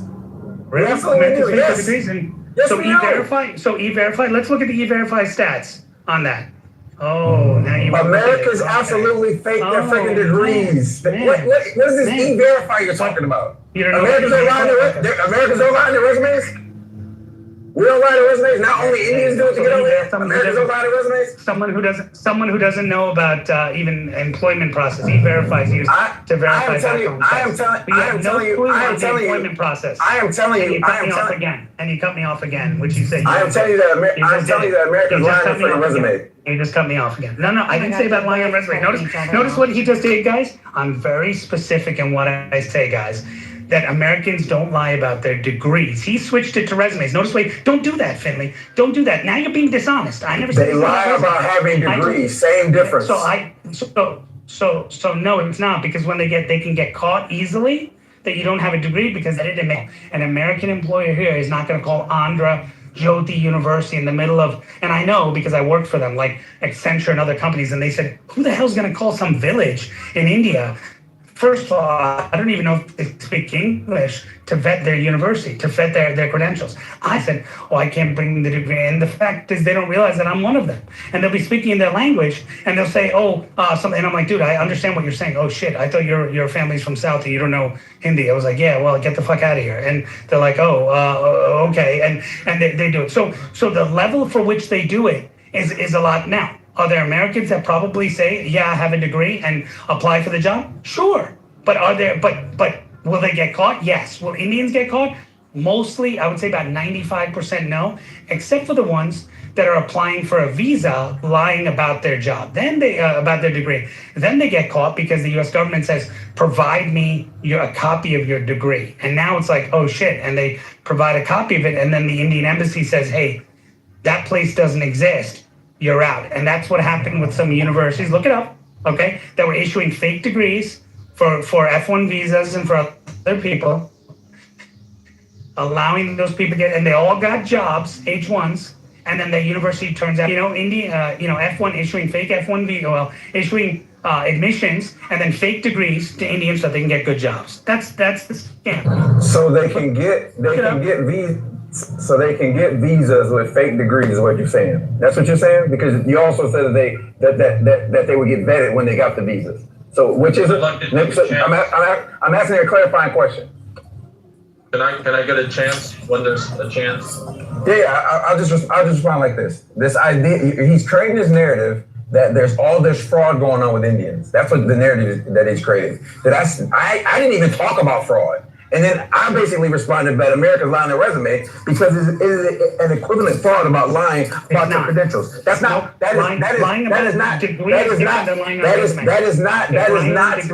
lying about on your resume about your degree is the same thing. Americans do it. One gives you a visa. Lying about a degree on a resume is the same this type of dishonest fraud. It's lying about your credentials to get here. It's the same type of thing. Americans do the same freaking thing, right? That's my point. Because you're trying to create this narrative that they're being dishonest in gaming the system. They're being dishonest in gaming the system, right? And I'm telling you, the net of what I'm saying is. The net net of what I'm saying is stop with the unnecessary try. Stop it. I'm gonna finish my point. What you're doing is what you're trying to do is you're trying to throw me off my point because I'm dissecting your point. The net of it is the two pieces. Number one, We love capitalism until it does not benefit us, right? And so that's number one. Number two, you're trying to make it seem as if they're gaming the system, right? They're not gaming the system. They're taking advantage of getting away just like we do, right? We say union bad, minimum wage bad. These things are bad. They're all bad, right? This is the argument that we make in this country, right? Until then, we should have did that. That's the net of what I'm trying to say. And the reason I had to bring up that fraud, and the reason.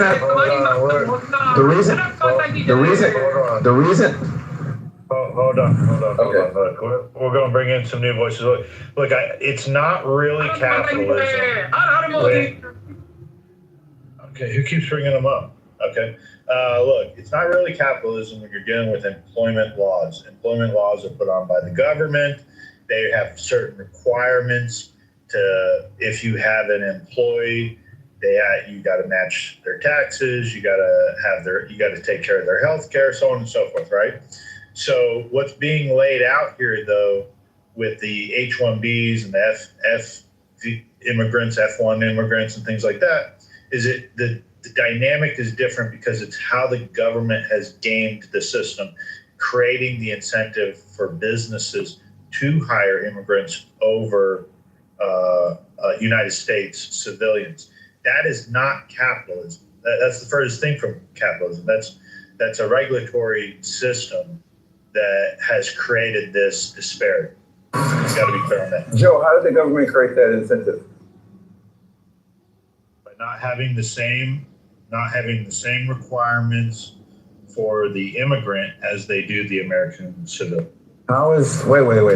So if I hire as an individual, he and I can agree on one thing. If I can agree on this, it was created because the government was unable to. So it was actually started under Eisenhower. Some of this because Eisenhower said he actually was, and this is what's shady about it. He actually started it because he said, hey, to build new Navy ships. He started building the military industrial complex. They said, hey, we need people to do this specialized work over here. Hey, who can we get to do it? And it turned out that people from China and India, you could quickly get them in and you could say, hey, I could pay them cheap. It was almost like slave labor. I could bring them in cheap and I could get them to do this work. And, they'll usually be willing to learn the stuff quicker than hiring in America. So they brought people in on a temporary status saying, let's do it. The intent wasn't for these people. That's why all these visas are temporary. Wasn't for them to stay here forever, just to be clear. Okay, and you can read it. It even says it in the law. Okay, I know Finley will try to pretend differently, but in the law it says these are temporary. Okay, so it's very important that we understand that. So the purpose was for that. You've been speaking. Can I say something? So let Joe finish because I was answering. Okay.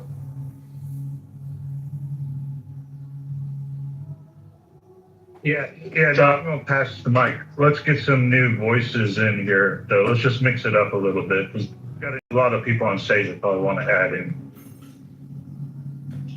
I would like to get a turn if I can get a chance. Go ahead, Richard. Okay, I just have one thing to say. I don't know what you got. I don't know if King was saying things should be like this or shouldn't be like that, but look, this is all I got to say. Let each and every individual, citizen or foreigner, do whatever he or she can do to make a life however they want to make it. And it's like a fucking free-for-all. And whoever prevails, prevails. That's it, guys. Thank you.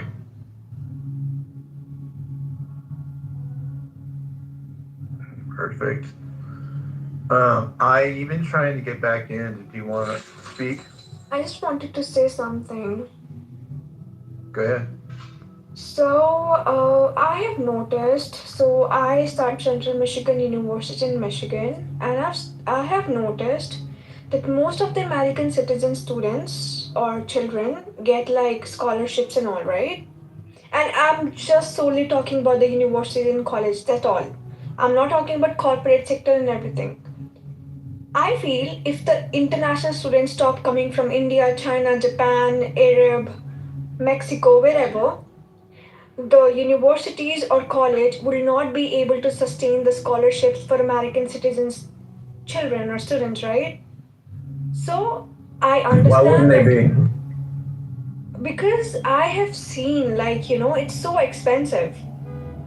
And honestly, in the country like this, US, even if you're an undergrad, you can have such a good life and have a mansion and have a car like Mercedes, whatever you want. But in India, if you want to have like a good life, most of the kids here are paying to go, and they're borrowing money to go.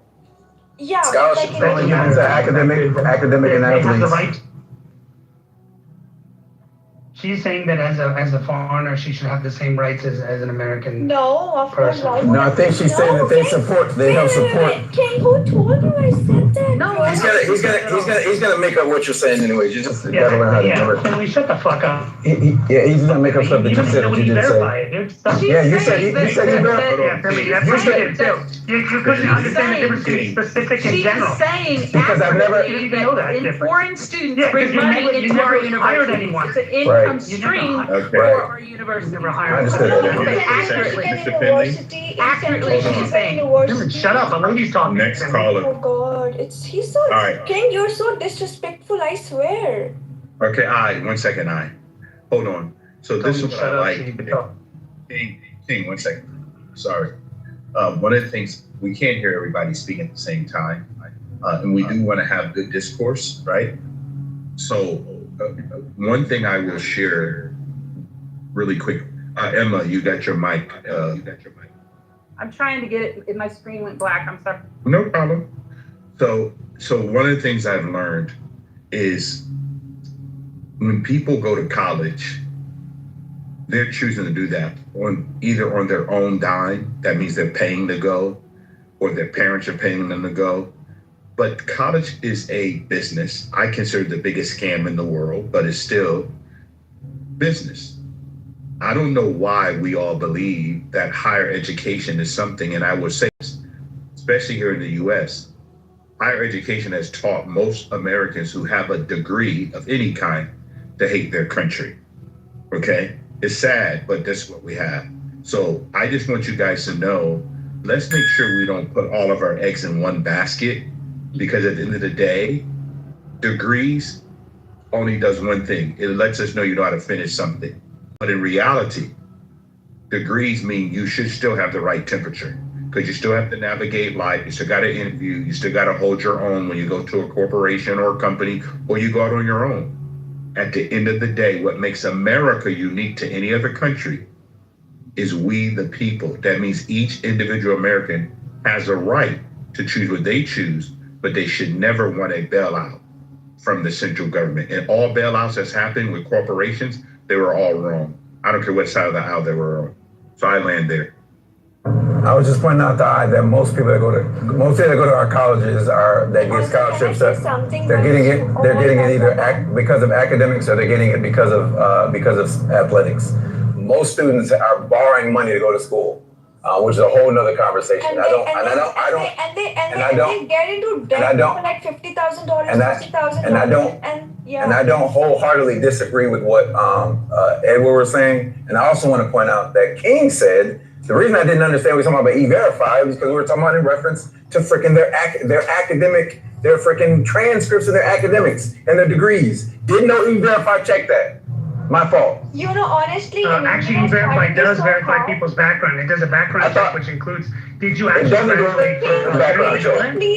Wow, you don't even know that? I thought it only checked if you were legal to work. E-Verify does a background check. I thought E-Verify only checked. I thought E-Verify. 1 second. I didn't land when King started piping up. I know, but could you guys do one at a time? I'm trying to. Okay, there's no awards here, guys. Let everybody speak. And then Emma, right after the next person speaks, you can go ahead and speak, Emma. Yeah, one mic on friendly, please. All I'm saying is, because you said that I didn't know the E-Verify did anything other than verify that you are authorized to work in this country. So the E-Verify did background checks and degree checks. I didn't know they did that. It does. Last I checked, they don't do that. Yeah, they do. So maybe it's the modules that you don't know about? Yeah, I would love you to post a link in the chat where E-Verify does more than check your work authorization, because Why don't you just look it up yourself? because when I did E-Verify, they asked for my passport. They asked for my passport. That's it. It follows your social security and tracks everything you're social doing. security number. It checks your immigration status. If you're gonna work legally, right? Appointment record. Of course, it uses the documents, the passport, the resident card, the EAD. Yeah, to make sure you're all of that I stuff. social security number from my It campus. does not check on degrees or campus. transcripts or professional licenses. Or a criminal record, right? Criminal record Thank pops you. up on mine. Thank you. Criminal Didn't think record so. pops up on mine. Didn't think so. I didn't think so. No, it actually does. No, it does not. Well, serendipity, I use it, and it verifies if people are there. So or not. do I. Okay. Well, King, well, maybe you're not wait using- a second, I'm guys. using a I'm different so module than sorry you, maybe, for but- interrupting you guys. So, King, basically, what you think is like, I would not say Indians, but you think immigrants come to this country with fraud degrees, fraud like Nope. employment history and everything, right? Nope, I didn't say that. I just to quote Finley, I didn't give a generalization. I speak in specifics. I said there's certain people that have come and done it. That doesn't And I mean get everyone does. that. Exactly. He thinks E-Verify does. He This thinks is E-Verify why- does this is- criminal background checks. So I don't know if I can trust. Guys, can I speak? This is You didn't why even know what it was being called. an Indian, guys, this is why being an Indian, I stay away from those consultancies because I also have an option to continue my visa, stay in this country, and then work illegally. I don't want to do it. I would prefer to go to my country because I have more countries to visit, right? Which is fine. But now my point here is, like, why do you guys hate immigrants so much? Okay, now you will be like, no, we don't hate it. It's fine. But in this whole group, I have literally shared my immigration status, my visa status, and everything. And even if you guys want any other information, I'm okay to fucking share it with you all. My LinkedIn history, my degrees, you want my transcripts, I'm okay to share that. You can get it verified from any other government in the world, you can. But still, somebody is like, Kari, go back to your India. Get a plane for her Florida, Black American Airlines and all. Like, what the fuck is this, bro? Well, I never Like, said and that. who? No. Of course, I'm not saying like this. Like, why so much racism, guys? And you know Yeah, what that's it's wrong. doing to me? Wait. You know what it's doing to me? So like, okay, I know like some Americans also visit to India. It's making me so much hate this country. Like, if I ever end back in my country, I would fucking start a podcast and tell all the Indians to stop treating Americans the nicer way, because bro, when we as Indians go to their country, they treat us like shit. And I don't want to do that. Because I've also met so many nice Americans. They're so nice to me and they're like, yeah. Because most of the Americans are also like, you know, migrants. Their parents or grandparents are like, why so much hate, bro? Come on. I also hate people who are like illegally murdering people, like doing drug trafficking, human trafficking and all. But like, at least spare the people who are legal immigrants here. Don't tell them like, Kari, go back your home. Of course I would go back home, bro. I have a fucking rich family and I have a family there. I would go back. But at least stop saying that. Your government gave me the visa, bro. I didn't beg for it. I didn't pay the money. Like, I didn't bribe them. They thought that I was a good candidate for this country. They gave it for 5 years. I will stay here for 5 years and go back. At least stop hating me for those 5 years. I'm here to live. Why do you want to traumatize the immigrants? Just a general question. You said you have a rich family. Why come here then? Because You get great life. only rich families. So okay, so in INR it's rupees, okay. In India it's a rupee country, okay.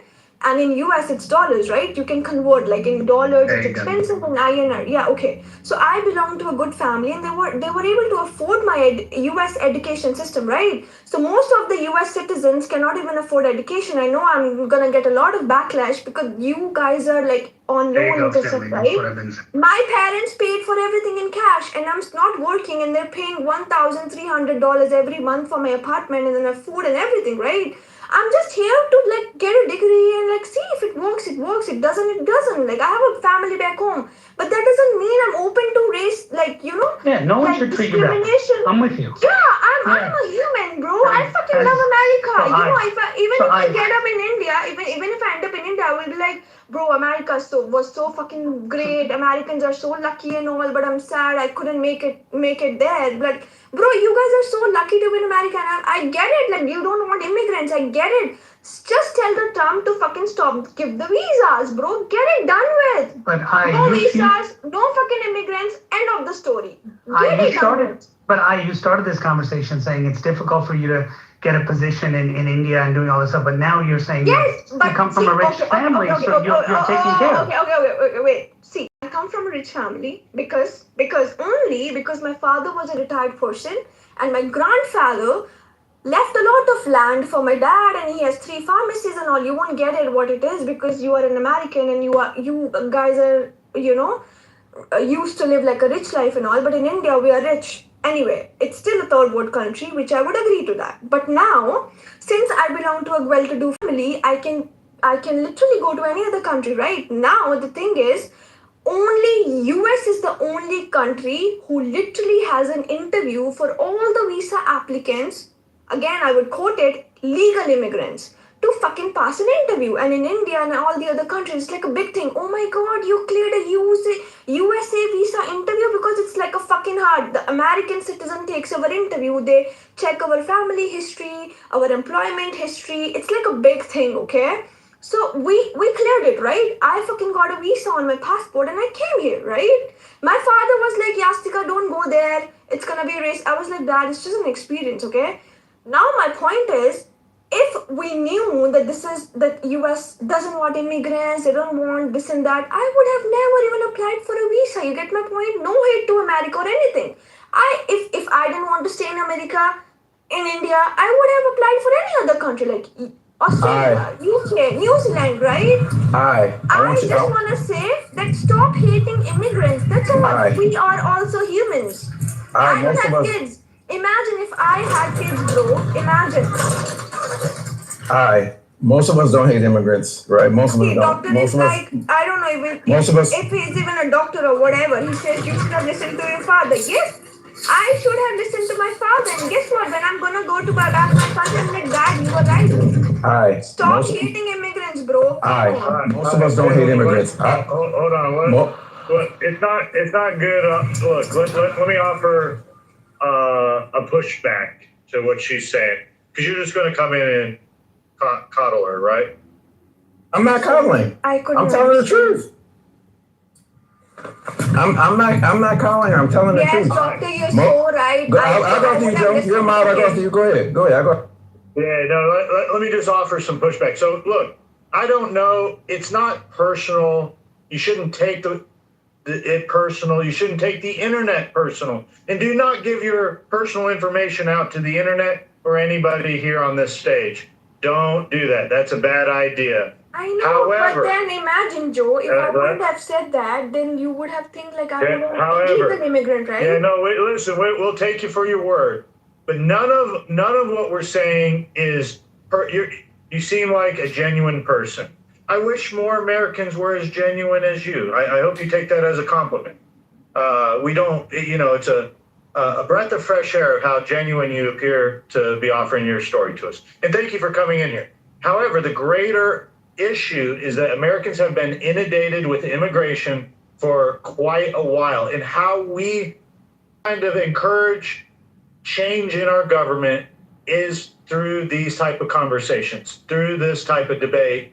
And yes, it's about, it can come off crude, it can come off rude if you're the one that's being, essentially marginalized in the conversation, right? Don't take it personal. However, understand you should learn what our grievances are. And you don't have to agree with them, but maybe you could have some compassion to the Americans, because listen. But Joe, I'm sorry, you guys are so lucky. Whoever born on the US soil is so lucky. Can someone shut her up so we can have a conversation? Hold on, let me just finish, and then I'll pass it right back. I'll let y'all go at it for a half an hour, okay? You left a caste system. You left Indian DEI. And it's very similar here in America, that you are being chosen because of a DEI, because of a caste system that has been created by our government officials. And that's why Americans have grievances towards immigrants coming here. And this is something that has only largely changed here since Donald Trump has become president. We were arguing about this years before, but our government would not listen to us. Our government sold us out along with the corporations and their agenda to do this. This has been a long, this is momentum over the last decade, and it's going to continue momentum. However, don't take it personal. It's just American politics. It's a blood sport. You're welcome to the blood sport of American politics. To be clear, most Americans don't hate immigrants. We most Americans don't. We have been having the same. We've been having the same. Can you shut it up? Like I was shut it up for like an hour. Like bro, like is this We've been having the same argument about immigrants literally since freaking like the 1910s, right? Like, you know what I'm saying? Europeans did it to each other when the Western Europeans got here. You know, the immigrants are bad, and then we've like replayed the Mexican immigrant story for a while. This is the same wash, rinse, repeat. When economic times get hard as a result of the freaking capitalists, the oligarchs, we find a scapegoat, and it's always the immigrants. We blame them when they're legitimately only trying to do the same thing that many of our ancestors, well, some of our ancestors did, right? But like the same thing. Come here and build a freaking life, right? In a nation that we claim is Christian, right? Even though we're only Christian on Sundays and for about an hour and a half, right? But so don't take that personal. It's not your fault that the capitalists. It's not your fault that the capitalists exploit labor. And I want to say the one thing I'm going to And I want to point out that only an American would tell somebody that since you're rich, you should just go smooch off your parents. Yeah. To hell with going out and working hard and finding your own way, which is what you've done, right? To hell with that. Smooch off your parents, which is only something that American would say. Can I tell you something? It's gonna sound so lame, but can I tell you something? It's just gonna be for you. No loan degree is finding your own way. Naveen. I mean, I'm gonna write checks for my kids. He verified link in the chat for you. It does not do background checks. You know he verified doesn't do background checks. This is why I challenged it earlier, but he's gonna double down and triple down. But like, what if Finlay, some guests come to your house, right? And they are like ruining your couch. They are invading your kitchen. They are going in your fridge. They are fucking destroying your bedroom, right? You'll be like, I'm done with this. Fucking go back to your home, right? Wouldn't you say that? Because you have a problem. It's a lose-lose. Right? It's a lose-lose. Right, Right? exactly. So I want the US to be like, fuck off immigrants. No more visas for you all. Fuck off to your fucking poor countries. End of the story. Why do you still keep giving visas and still complain about immigrants? That's my whole point. I get it, but that's what some of us want. Some of us want a 10-year moratorium on all immigration, legal or we don't Send want us all back, bro, Joe. Like literally, the flights all back. You want to understand why? Why? It's because our government has inundated us with immigration illegally and legally for the last 15 years. It's been a huge burden to our system here between our schooling, our hospitals, our pension system, our social security. We get why they're doing it. The reason they're doing it is because American citizens and civilians are not replacing our population fast enough. So the left and also corporate Republicans have come up with the greatest idea of, well, we're just going to bring in third worlders to come in here and fill the gaps while Americans kill their babies through abortion and get drugged out with substance abuse. And we're not going to fix the problems we have with our American culture. We're just going to replace them with immigrants. Joe, and that's our my grievance. point. So Joe, my point is, hate the government. Immigration is our freaking birth story. Like we've always invited in immigrants until those immigrants started not to look like the ones from Europe. We've always freaking, you know what I'm saying? There's no reason why both perspectives can't be My family's been true. here 400 years. I didn't say anything about your family specifically, Joe. I'm talking about America as the country. As a country, I didn't single my family out, Joe. Let's bring in some new voice. Serendipity's been trying to get in. I want to give some room to Serendipity. I was just going to say, there's absolutely no reason in the world why both things can't be true. We can embrace some top talent from the immigrants that choose to come to this country. And in spite of the scandal with the fake diplomas, which I did look up, it was approximately 36,000 over the course of a decade. And we have anywhere from 80 to 90,000 come into the country every single year. The majority of the immigrants that come in have extended collegiate degrees in particular subjects. We need that talent. And yes, we as Americans need to start, we need to take revamping our education system and the attitude that our children have about education and about learning in school. We need to make those changes because we do need to be more competitive. The attitude in American children when compared to children over in Europe, particularly in Asia and India, is entirely different.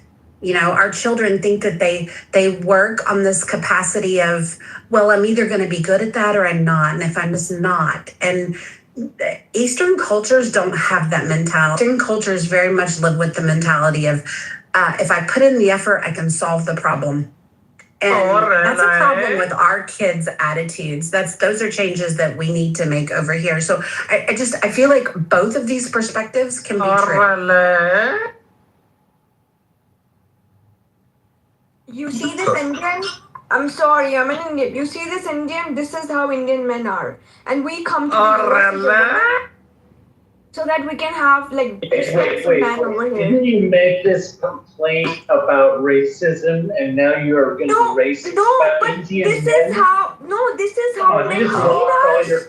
How is she being racist toward her own people? I'm sorry, but Indian men are not like that. Not all of men. Of course, I have my brother, my dad, and all, but not all. But this is what they do. This is what they do mostly. So I'm going to just give my take on this because I'm really getting tired of listening to people say how much talent we need and all this other stuff. And I really hope that we get exactly what we deserve. So when our neighbors' kids can't get jobs after they finish college or after they get a technical certification or secondary education or after they have done all the degrees, master degrees, PhDs, and doctorates and associates, after all of that they can't get a job because you all are under this crazy idea that we don't have enough talent. And whenever I hear somebody talking about this, the first thing that I always hear, even though I didn't hear it in this room today, the first thing I hear is, well, nobody's gonna go pick fruit. Dude, these jobs, the majority are information technology jobs. The job titles are systems analyst, systems engineer, developer, programmer, project manager. I mean, all of these positions average.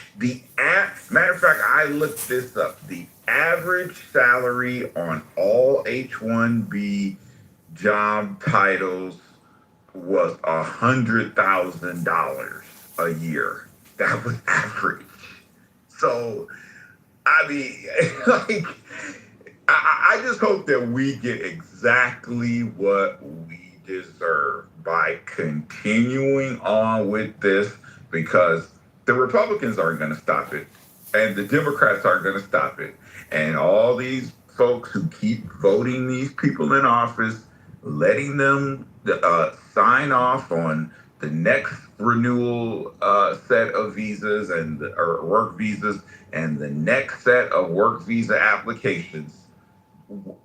Every time they do it, we lose and in every single city in the country, just because we are under this illusion that we do these jobs, even though right now we have millions of people who are U.S. citizens who are struggling, can't find a job. You have employers emboldened, I mean, to no end, to put all these undue burdens out because, they can, on the backs of U.S. citizens' paychecks, because they get tax breaks for it. Well, They can that's put why. all these requirements on all these jobs because we're giving them the tax breaks for it. So That's why.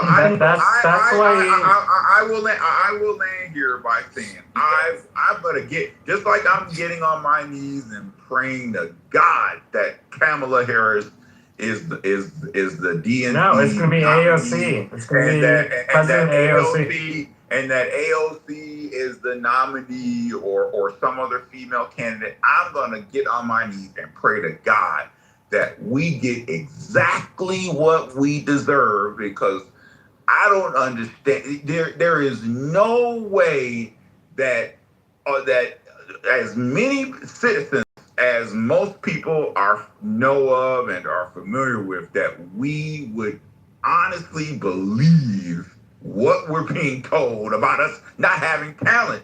That is just freaking. Well, you're over. Sorry. I got the Marshall. I've actually picked some crops, and I was the only white person, a citizen there. That's right. Nobody else wanted to do it. Nobody wanted to do those jobs, Marshall. And Christian, you live about 50 miles away from the U.S. border, if I recall correctly. About 50 miles. So you have run past all those farms. There are not U.S. citizens that want to do those particular jobs.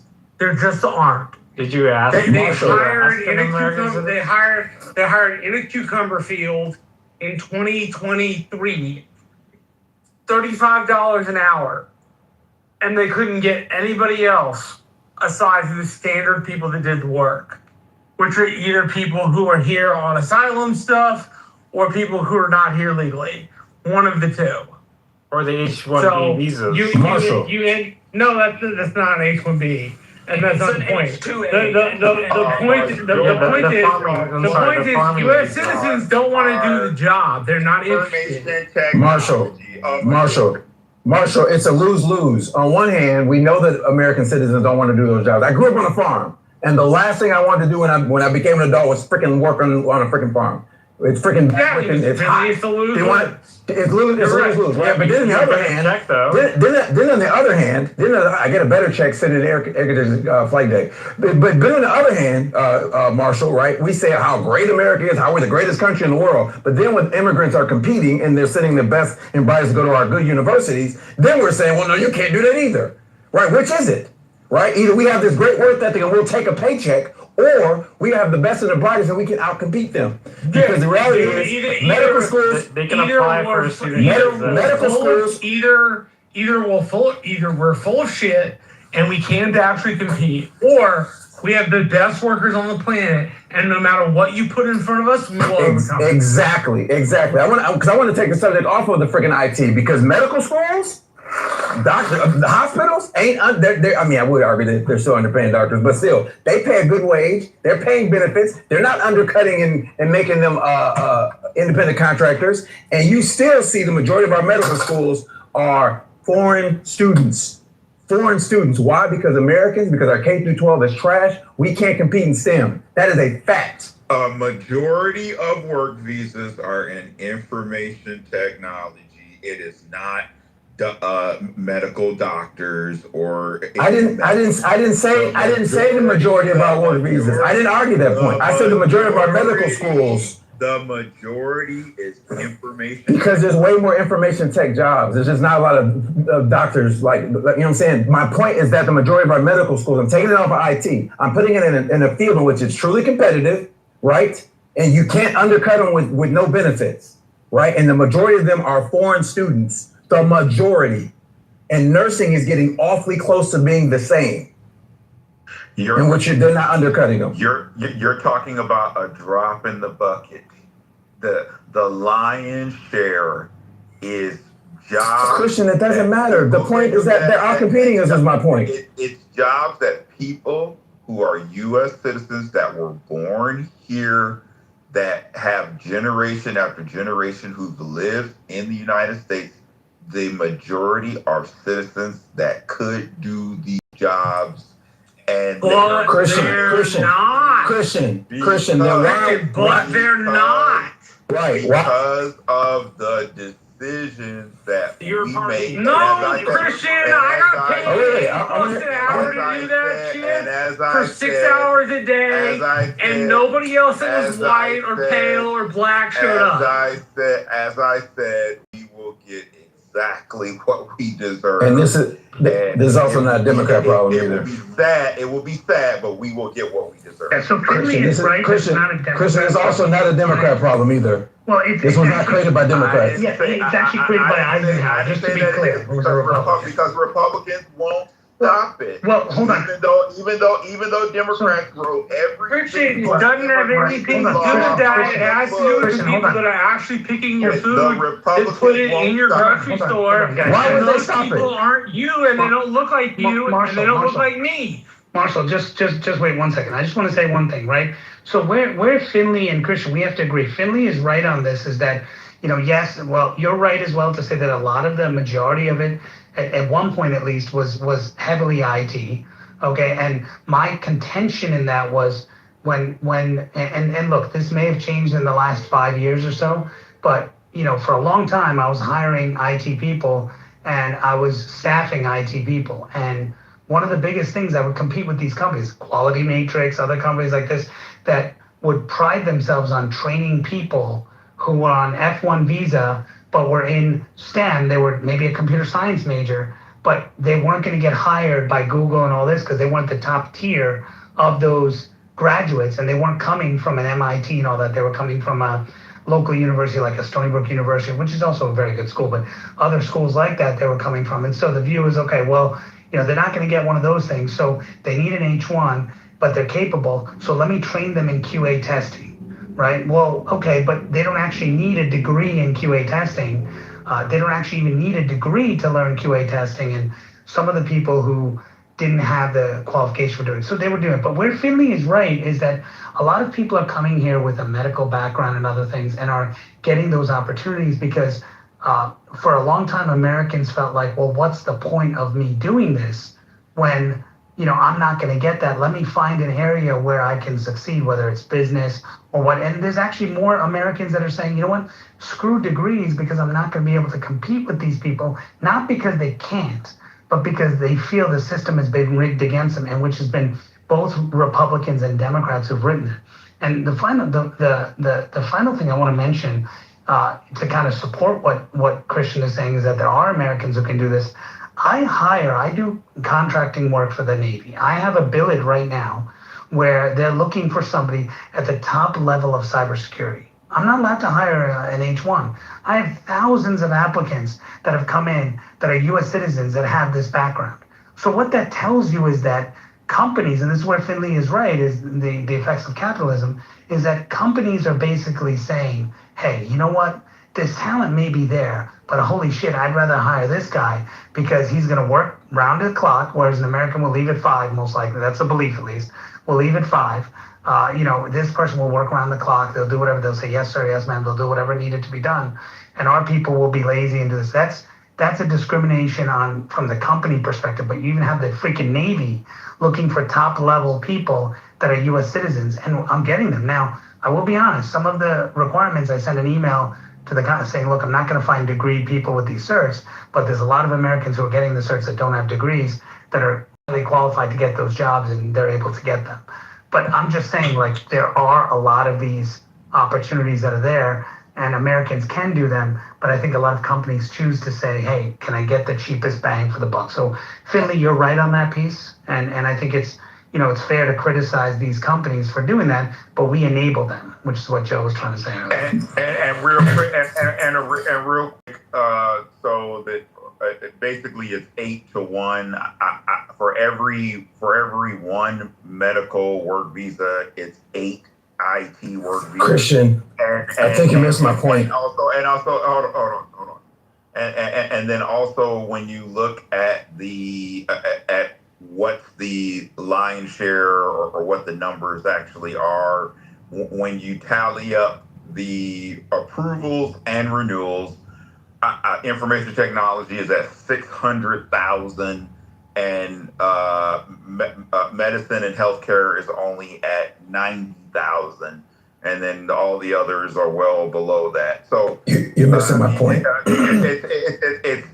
It's almost kind of, and this is why I get so upset when I hear somebody say something about picking fruit and being on a farm. Like, again, that's not the lion's share of the work visas, and those are not the highest paying of the work visas.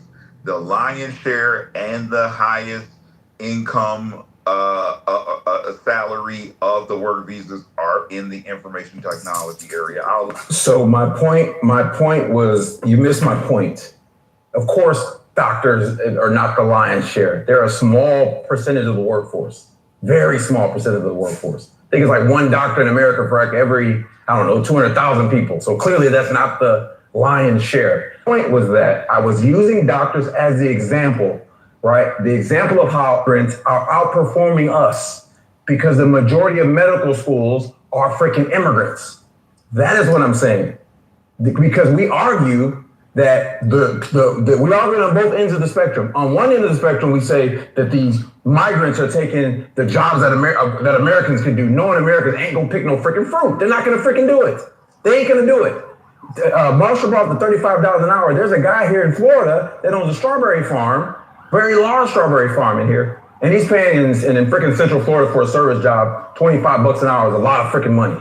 He's paying $25 an hour, and he had to freaking go the visa route to get people to do those jobs because Americans weren't lining up to do them. That's the point. And then on the higher end, right, which you do need the qualifications, like we're arguing on those jobs too, because they're outperforming us. I made the argument earlier that generally speaking, right, I know that they're undercutting because that's a true point. I'm not going to say that it's not, that they're undercutting us by not giving them benefits. But if you go education for education, on average, those immigrants are more educated than us and more qualified on average. Hold on. I got to stop this misinformation. This is a simple question you can ask Grok. Is a majority of U.S. medical school students immigrant students? And Grok's coming back saying, no, it's not even close. The non-U.S. citizen and non-permanent resident candidate category only accounts for about 1.4% of the total U.S. Medical doctor enrollment. So where are you getting this belief? Do you mean children of immigrants? Is that what you're getting at? No. He's saying immigrant students. No, we're talking about in the case of someone like, I don't know. Do you have a source, Joe, for where you're getting your data? The Association of American Medical Colleges. Yeah. AMA. I will. So, yeah, I'll post it right here. This is 2023, okay? Posted down here in the bottom. There you go. Pretty simple. So look, what you're saying right now is just a platitude. It's a talking point. It's political rhetoric. It's BS. It's not true that a majority of the medical doctor students are immigrants. I'm gonna post my source. Why do you hate America so much, Mr. Finley? Why do you? I don't hate America. What the hell are you saying? My father was a freaking Vietnam vet. What the hell are you talking about? My grandfather fought in Korea. What the hell are you talking about? I wanted to go to the Air Force to become a pilot. I don't hate this country. That's just silly. That's like saying my cousin that's a criminal that does criminal things and I criticize him for being bad. I hate him. No, I hate what he does. Yeah, that's a crazy allegation. That is a silly allegation. And if I come with the war, I'm the first one to sign up. What the hell are you talking about? You talk about American citizens as if they're dogs. I'm not talking about American citizens. I'm talking about the systems that we have created. I said K through 12 is trash. It is a trash system. And I'm talking about the dumb arguments that we make. We argue that the low wage jobs, Americans don't want to do them. They don't. That's a fact. That's not me hating this country. And we aren't competitive in STEM. We're just not. That's a fact. I posted it. I'm gonna find. I didn't pull that stat out of my behind. Residents. I'm gonna put total U.S. MD. I'm not. If I'm wrong, I'm man enough to say that I'm wrong. If I'm wrong, I'm man enough to say I'm wrong. But I didn't pull that stat out of my behind. I certainly read that somewhere. I make stuff up. Well, I don't know. I'm calling it out. This was a. I just said if I'm wrong, I'm wrong. I'm gonna find my source and I'm gonna post it. I have no problem admitting when I'm wrong. It's been one of your pillar talking points. I'll say it again. I'll say it again, Joe. Joe, I'll say it again, Joe. I'll say it again, Joe. Just if I'm wrong, I'm wrong, right? But I'm gonna find the source that I'm quoting from because I didn't pull that out of my behind. I'm not gonna sit here and make a big argument off of nothing. And why is it? This is the why, Joe. One question: why is it your knee-jerk reaction to ask him why he hates this country? He just was presenting facts. He's just remaining objective. Why do you take that as hate for this country? Clearly, he's perpetuating this narrative because he has some animosity towards, I guess he clarified what it is. The school system is where that animosity comes from. It seems like it's misguided because it's not misguided, Joe. Hold on. It's your pillar talking point. Joe, you have repeated this talking point. So, Joe, the medical doctor, since you interjected this. Hold on. About 15 minutes ago, you interjected this saying, well, look, I want to get out of IT and I want to talk about the medical field. And this was your number one talking point to lead into the medical field. Joe, Joe, that doesn't change my greater point about us being competitive. It doesn't change. Even if I'm wrong on that point, it doesn't change my greater point. That immigrants do come here more educated and they're more freaking competitive. It doesn't change that point. It doesn't. I said I'm going to find the stat. But also Joe, because hold on, Finley. Hold on. Listen, we listened to I Don't Know up here say that Americans can go pretty much largely. Hold on 1 second, Joe. Hold on, my wife's calling me. Hold on 1 second, Joe. No, I'm going to keep making my point. No, I'm saying keep making your point. I don't want you to think I'm ignoring you. It's cool, man. I don't take it any personal. I think you're a genuine guy, Mr. Finley. Glad to have you here. Look, face it, nobody lands on Clubhouse better than Mr. Finley.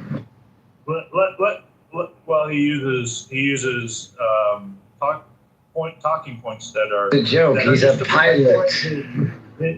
His ultimate narrative, and that's what I want to try and get to here, because I Don't Know tells us, and I don't know if she's right or not, but I don't know, Americans Joe. I just love America. It would be sad for me. Hold on, I don't know.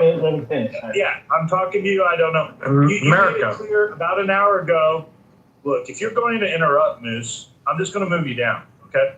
So I don't know. You made it clear that Americans can pretty much write their ticket wherever they want to go, right? However, Indians cannot. In this country. Indians have.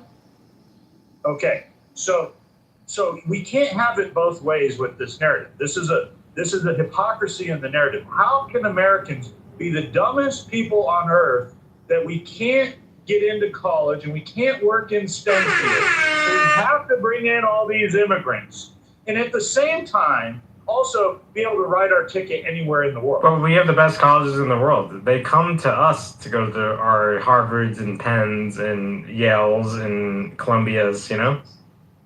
For how long? More? 40 Joe, years. I'm sorry, I'm not able to speak because somebody from this panel is muting me up. So, like, yeah. Oh, you're a hottie, actually. Off the mic. Like, look at all the Chinese. All the Chinese, they come to America to go to our colleges. World with certain that other people. So that's true. And it's also true that, you know, you've been dealing with this thing for the whole existence of the country. And in fact, I was really stunned when that thing was brought up about that executive order King brought up. I never knew about that. And I went and looked it up, and actually Trump rightfully intensified the attention to a law that was passed by Congress in 1990 where that was first established. So apparently both parties actually do agree with the fact that there needs to be parity in the incentives. That's very, very smart. But if you do have a shortage in an area of the economy, anytime you do, why wouldn't you legitimately encourage to bring talent to the country? Like, you don't think you can afford that, absorb that? Like, you make it sound like you're just kind of running out of everything. And you're just, like you said, I think you used the word inundated, right? Like in the case of nursing, or we brought up, healthcare, you say, oh, it can be more in IT than whatever it is. But shouldn't you just use like whatever sector that's important to human life? If you have not yet been able to do it with homegrown, then why wouldn't you encourage that in the rest of the world? I can tell you, because of America's change in attitude of this, other countries are benefiting. Canada, Europe are definitely benefiting on talent going, wow, we're like, I don't know, going, I guess we're not wanted here, so we'll just go elsewhere.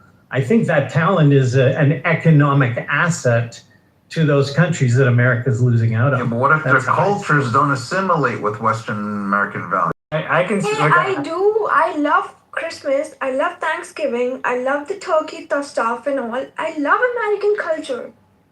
I do assimilate. Hollywood, guys, like American culture is the world's culture. Well, Christmas is not just American. That's like Christian. Somebody tell me what American culture is. Whoever is muting me, can you just remove me from That's a very good question. I want somebody to tell me what American culture is. Football. Kid Rock. So you got enough football to be an American culture? A cowboy. Pizza. Okay, and the freaking cheeseburgers, steak, hot dogs. Yeah. Yeah, and mashed potatoes. Hot dogs. That's American culture. A NASCAR race. And being NASCAR racing. And let okay, so the Amish aren't Americans. Yeah, but they're Americans, but they're not really America. Fireworks. But they're Americans. Technically, yes, they're Americans, but they're not part of America. Finley, this is disingenuous. What's disingenuous? To act like everyone has to. You got to mute when you're not. Oh, my fault. You have background. Yeah. It's disingenuous to lead people down this path that says, what's American culture? And if everyone doesn't participate in that cultural piece, then that's not American culture or that's ultimately where your narrative's going with this. No, that's not what I'm saying. I'm saying I'm making an argument you don't have to participate. Hold on. Just because eating hamburgers and hot dogs, for 4th of July picnics, things like that is American culture. But there are vegetarians that don't eat hamburgers. Okay, so it doesn't mean that's not part of our culture. No, I'm saying, well, I don't. I'm making the argument that not everybody participates in that. Is my argument, and that you don't have to participate in these. And nobody disagrees with you. I'm saying towards the red, white, and blue. I'm saying those people don't have to participate in those things to be American culture. That's what I'm arguing. That if you come here, you don't have to assimilate. That's my argument.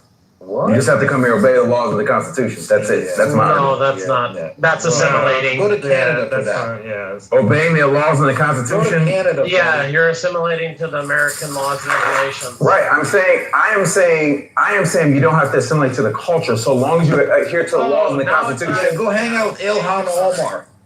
I don't know why you're yelling at random stuff, but I am saying that I don't have to eat hot dogs and participate in all the American cultural stuff. I am saying so long as you're here to the Constitution. You don't have to obey the Constitution.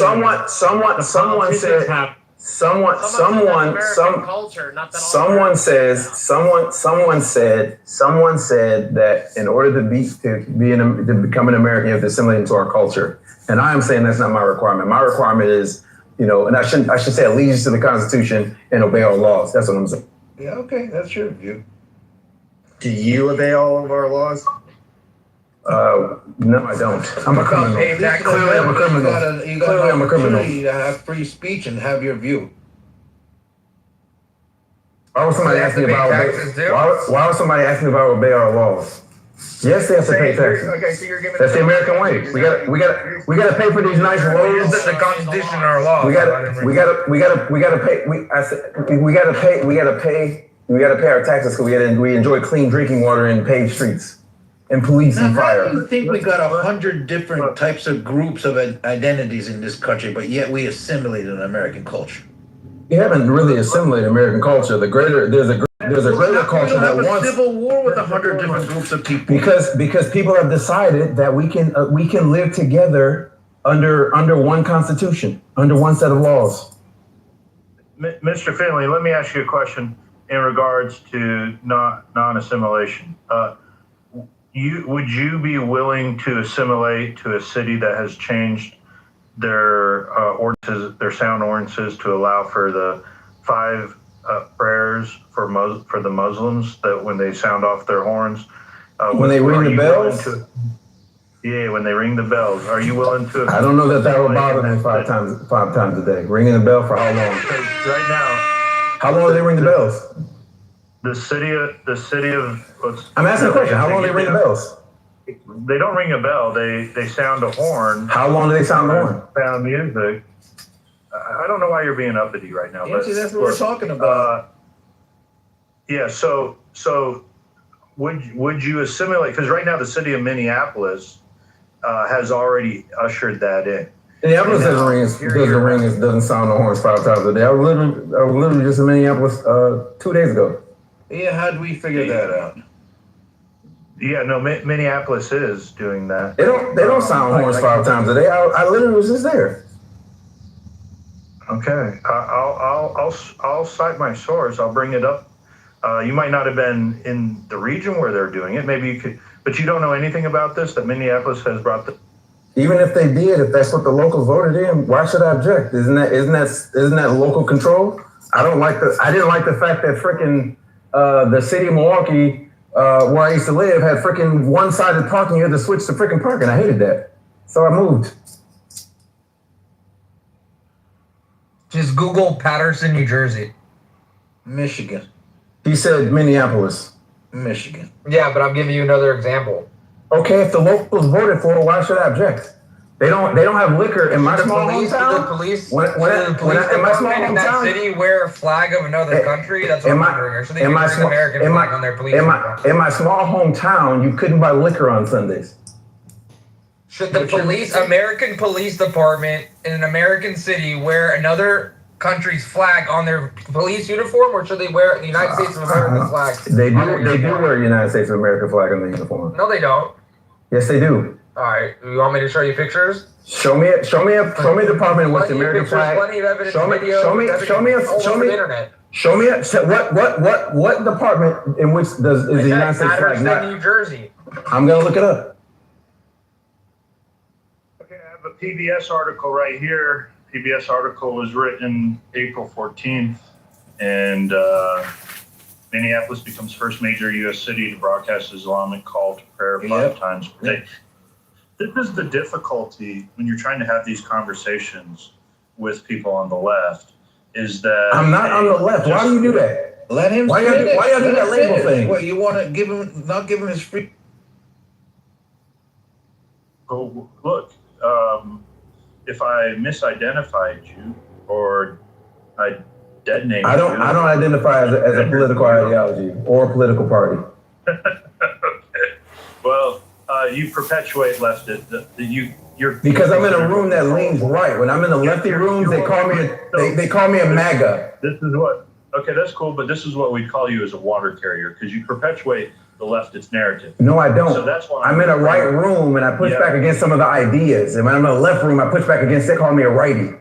I don't think that anybody should be all of one thing. So that's when you were perpetuating the narrative that a majority of the medical students are immigrant American civilians. I wasn't perpetuating that narrative. I was perpetuating the narrative that we're being outcompeted by foreigners. That's the narrative I'm perpetuating. No, but you used that. Yes, and if that fact is incorrect, I will yield to that fact. It doesn't change my narrative. That's a left wing. It's not a left wing talking point. No lefty told me that. I read that somewhere.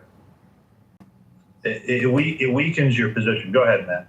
I'm saying y'all. This is what people do. This is what drives me crazy in politics. People believe that if you object to one of their points, or if you object to their points, that you are automatically on the other side. That is a terrible way of freaking thinking. But when that point is on the other side, that's the problem. It's why the culture wars win so easily, because all your side has to do is come up with a culture war that will lather you up, and you will go out and rightfully vote for a dumb candidate. Both sides do it. It's just silly. You can certainly have two different thoughts that are on both sides of the aisle. This is why I love Alaska so much. They are both freaking pro-choice and they're freaking pro-Second Amendment. You know why? Because they have freaking common sense in that state. I think the issue, though, Mr. Finley, is that your points are wrong when you're. That one data point might have been wrong, Joe, and you're gonna beat me about the head with it.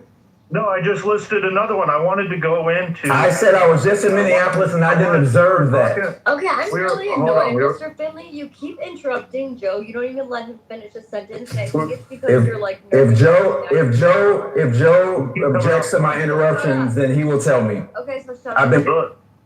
Well, Anne's a mod. Actually, you're in the room with us, and I didn't know Anne was a mod. I didn't catch that. My apologies. So other people yeah, are. But look. I want to try and bring it back.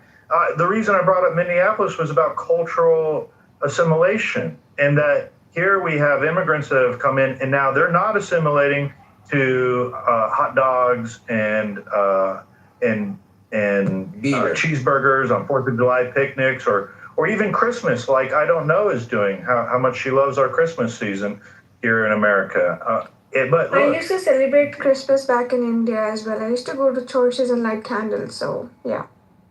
That's wonderful. Sweet. That's wonderful. Glad. Beautiful. Yeah, glad. So welcome to America, baby. And I'm sorry. Like, I don't know. Maybe there are some churches in US, but in Michigan, I have never found a church where I can actually go do some confession in the confession box and light some candles. Because here it's just like you can go to the church, pray, and then just come back home.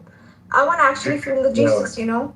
So you're looking for a Catholic church. See, I see why you confuse her voice from mine. Hold on. And look, I'll pass it back.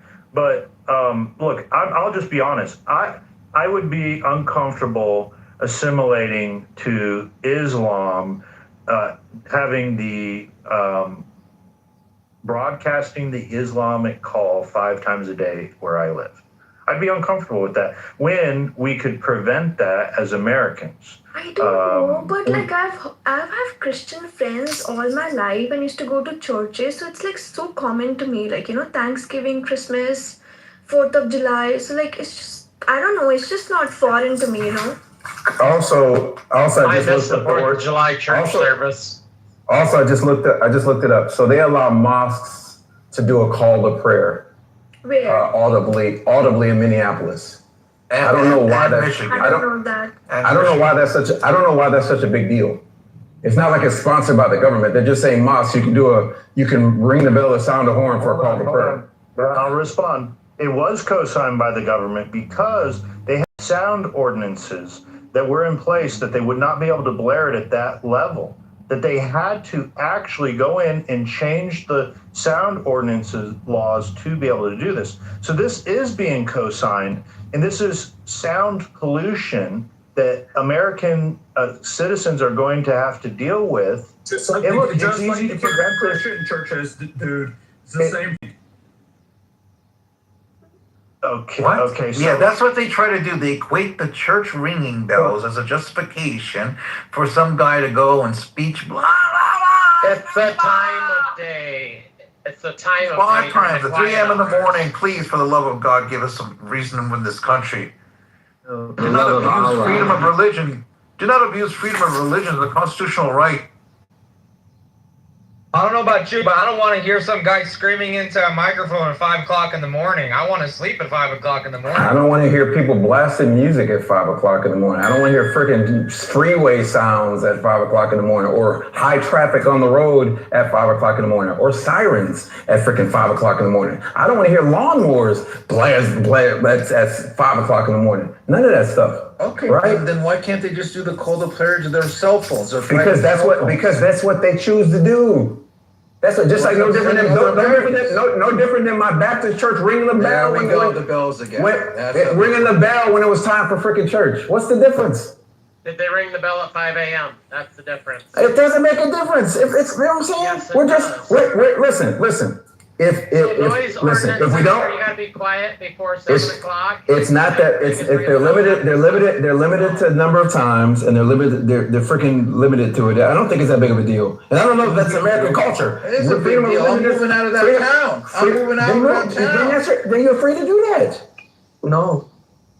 You're free to move out of that town. So if the call to prayer wakes up your crying baby at 5 o'clock in the morning, and then you have to get up. A gunshot can wake up a baby at 5 in the morning, or a siren, or a siren, you don't have to live or a siren can wake up, or a siren can wake up at 5 o'clock in the morning. Every once in a while, a fucking call to prayers every single fucking day. 5 o'clock. Actually, in some cities, sirens happen all the time. There's a reason. Or if you live near a freeway, it's loud all the time. Unless you have one of those sound barriers. The reason why we have noise pollution laws. You realize that, mister, right? Say what? I think you pretty close. We have noise pollution laws. You know that, right? You know how often those noise pollution laws are enforced? You know how often cops write tickets for noise pollution laws? You realize it's rare. You just can't go like blazing music all over the place in a neighborhood. Yes, the hell you can. Those are rarely enforced. It's rarely enforced. Cite and release misdemeanor. Cited and release. Blazing music in a neighborhood. You're gonna get a noise pollution violation, buddy. Yeah, okay. It depends on the decimal. Wait, hold up. It depends on the decimals. And where you are. There's no law on it. I didn't say there was no law. I said it was barely enforced. He's a fucking idiot. I didn't say there were no laws. I said it's barely enforced. You said you could do that. You said you could just do that. Like there's no. My point is that it's not enforced. That's my point. There's laws against jaywalking. How many people get jaywalking tickets? They're getting them. They're not. Show me a city where they write a lot of jaywalking tickets. Mr. Finley, this is ignorance at its finest. For you to say that I jaywalked 6 times during this conversation. No ticket. Well, Miss, I mean, you just cannot have my discipline. Look, noise ordinance laws are certainly put into effect, especially to businesses. Say a bar that has music. Bars in certain neighborhoods, if they're a neighborhood bar and they have live music, they have to cut off at 9 or 10 p.m. There's many noise ordinances that are enforced all across America, all through many communities with different types of noise ordinances. Just because someone doesn't break it all the time doesn't mean that it's not enforced. It's definitely enforced. Joe. And so can I just ask a question? What's the big deal if there are already noise ordinances? What do we care? Like you said, it's a local issue, right? So if it's going on, let me finish my sentence. I haven't spoken very much. Let me finish my question. Why not just enforce the ones you have, as Joe was just saying? And if you don't have sufficient ones, you make new ones. What's the big deal? Muslims took over positions in the power of government in these areas to change the noise ordinance laws a few years ago, to now be able to have the call of prayer 5 times a day blasted over their speakers. That's literally what happened. They're forcing Americans to assimilate to their cult. They're not forcing Americans to assimilate. They went through the legislative process and got the law changed. Is that not American? Wait, Joe. Which states are you talking about? Which area? Minneapolis, Minnesota. Minneapolis. I got it posted at the top, Char. Come on, Ray. It's right there. There's a link. Minneapolis. Smart there. My bad. But they literally followed the law, used our laws, and got the law changed. We do it all the time. Go back to tillism.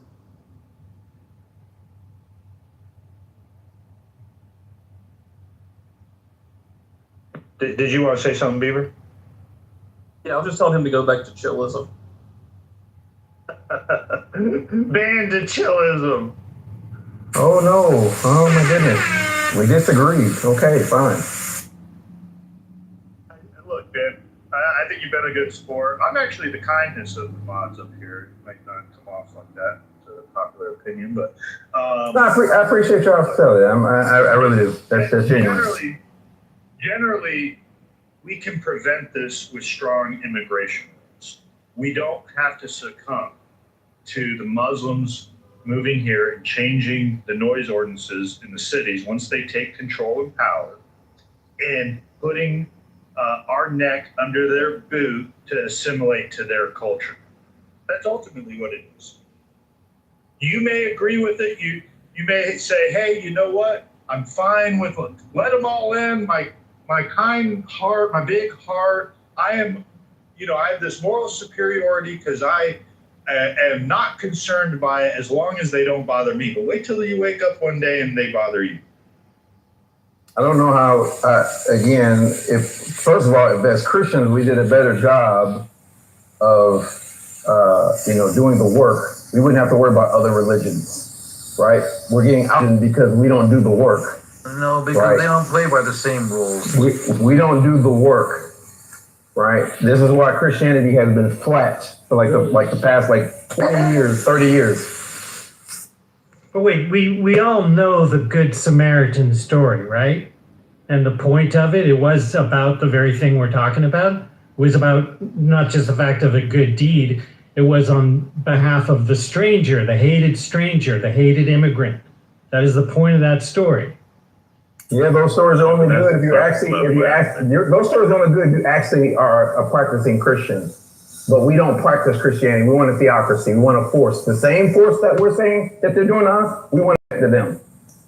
Listen, on a surface level, that's what it. I mean, in a sense, you could talk about the charitable aspect, but there's a whole different aspect because, look, I mean, listen. When it comes to the immigration laws and not having people, I understand where the concept of you just not wanting these ordinances and these, code of conducts being changed and everything, right? But all in all, I don't think that. Listen, look. What is this? This article says that Minneapolis becomes the first major USD to broadcast Islamic prayer, the prayer 5 times per day. I think that needs to be in this country a ordinance? No, I don't think it should be. But do you really think that stricter immigration laws is going to stop this? Because I don't think that immigration has anything to do with them doing this shit. Yes, it does. Who's bringing in and what they're bringing in, what ideas. It's just certain people who believe in the Islamic faith, they got up in office and they started changing shit. So what? I mean, it's just like with Christians. Christians, are they even all immigrants? You guys are assuming all these people are immigrants. They're all second and third generation. Right, that's another living in America. Which I see nothing wrong. Yeah, you guys are assuming all these people in Minneapolis came from outside Minneapolis and changed the law. Who said that? How many of them didn't though? Because most of them did. Do you have any evidence about that? Away. Do you have any evidence? There are multi-generational Muslim families living all across. Prove your evidence that they're not immigrants. You guys said. I hear the Somalians bitch and complain about it all the time in their English second language accent. No. You guys are the ones saying immigrants are coming over here changing the laws. So isn't it up on you? You're on you to provide the evidence. You guys said immigrants are coming over and changing the laws and changing the ordinance. Is Bima here? Bima, this is the example of Stockholm Syndrome, okay? This is when you're dealing with the citizenry that you can tell them blatantly what the issue is. And they're like, well, prove it to me. Show it to me. I just don't believe it. That shouldn't be hard. If what you're saying is right. How do you know they're not homegrown American Muslims that have just They're just participating in our democratic process and got their way, right? After all these years, Minneapolis. Yep. Because we're familiar with that they dumped. Because we're familiar with them dumping immigrants in Minneapolis in the 1990s. They were doing this. Minneapolis. We're familiar with these cities being "quote unquote" sanctuary cities, where they're inviting immigrants in to replace the citizenry. That's what they're doing. So it should be easy to find some numbers about that. Yeah, I'll give you an example. You're trying to make a point about the proportion of people in a city.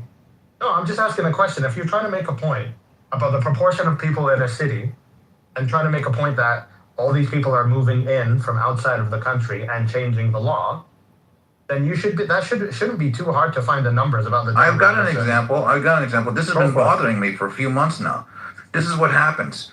Listen to this. Hamtramck, Michigan. These immigrant folks, got together. They went to city council. They got a permit. They got a permit to slaughter animals in their personal property in their backyard for religious sacrifices. Now we got people doing, because of a religious sacrifice holiday, this particular thing they do, they're slaughtering goats in their backyards in Michigan, in their homes. And we used to, I don't want to live like this. It's not America. We used to slaughter hogs and chickens. I don't understand the difference. On my farm. On my farm. Why is that crazy? Farm in a suburb. What do you mean suburbs? If I wanted to right now in my little. Out with Billy on my backyard, I got this guy slaughtering. But if I wanted to do it in my backyard right now, I could do it legally. You guys, I'll tell you his problem. His problem is the ritual part of this. His problem is that Muslims are out here getting permits to do their Muslim shit. That's his problem. Are they getting permission to do it? No, the problem is mass migration. How do they do things legally? Suburban town. I can do that. I can do that in my HOA community right now and slaughter a chicken and nobody would say nothing. Ridiculous, bro. No, you can't. Yo, hey, bro, all over you. You wouldn't. Hey, real quick. So, wait. So, real quick. So, like, I'm pretty sure that Joe. I don't know if you're a Christian or not, but I'm assuming that you are, right? Listen, the ritualistic practices that Clark is talking about is found in that same Bible that you read every day, right? So let's say but you don't have Christians next door to me slaughtering the goat. Let's say if they were slaughtering the firstborn of every cat, the United of every States of lamb. America. Backward Muslim thing. Yeah, but let's say if they were doing that. If you're going to call me out, and I wasn't even the one making the point about that, Sam made the point. But listen, it's very clear in the Bible about that we have nations. And to have nations, we have to have borders. And we need to regulate those borders. To hold against me my Christian faith, and that I'm supposed to just roll over and let immigrants in here without any sort of regulation to it, it becomes invasion. Joe, who is advocating no borders? You're creating a strong man every time you talk. Not at all. That would be the borderless society. The borderless. Who's arguing for that, Joe? Who's arguing for George Soros. In this room, who's arguing for that? You're arguing. Hold on, Clark. You're arguing logical fallacies right now. To demand statistics when I'm citing that's a logical fallacy. To ask for evidence. What are you talking about, dude? No, so demand that I have to back every point I make with statistics, or to say you're now moving the goalposts when I clearly cited George Soros's Open Society Foundation. That's not evidence. I didn't ask for evidence. I didn't ask about that. Okay. You were making a point about you must struggle with political discussion. Right? Are you new to this? I think everybody listening can see what you're struggling with here, dude. George Soros is. You're just interrupting me. So George Soros is one of the largest funders of Democrat policies. He is advocating for having an open border. He is responsible for largely over the last 20 years this narrative about Americans and that Americans aren't good enough to be able to fill these jobs, that we have to be able to open these borders up and let people cross or hold it against the Christians of America. This is what George Soros and his Open Society. Are you familiar with the Open Society Foundation? I've heard the name, but I disagree with all of that. I'm not advocating for what George Soros advocates for. I disagree. I have a question Disagree. Thanks for your I have a question that was posed by somebody else, right? Because the largest growing group in this country is actually not Muslims, right? Nor do I think they're the biggest threat to this country. The largest growing group in this country is actually why aren't Christians up in arms about godless people? We're such a Christian nation. Hey, Mr. Finley, can I answer that too? Believe in Christian beliefs, even if they don't believe in God. That's why. Okay, but watch this though. Hey, but real quick, just to build on what Mr. Finley said, right? Now, here's the thing, right? Because I think there's a certain narrative that, for me, when I look at the statistics and look at what I see personally, because I mean, you have to combine statistics with also your own, perspective on things, right? What you're seeing. I don't see, and don't get it twisted, I have seen one Muslim do something up here, but, based off what I believe, I don't think he did anything wrong, but let's just deal with this, right? With Muslims, I don't see too many crimes being committed by actual Muslims, right? No matter what sect of Islamic faith that they believe in this specifically in this country. But when it comes to crimes, right, committed by certain people, some of them either are Christian or, like you said, there's some people can be atheists, but they follow a certain level of Christianity, like a Christian belief, right?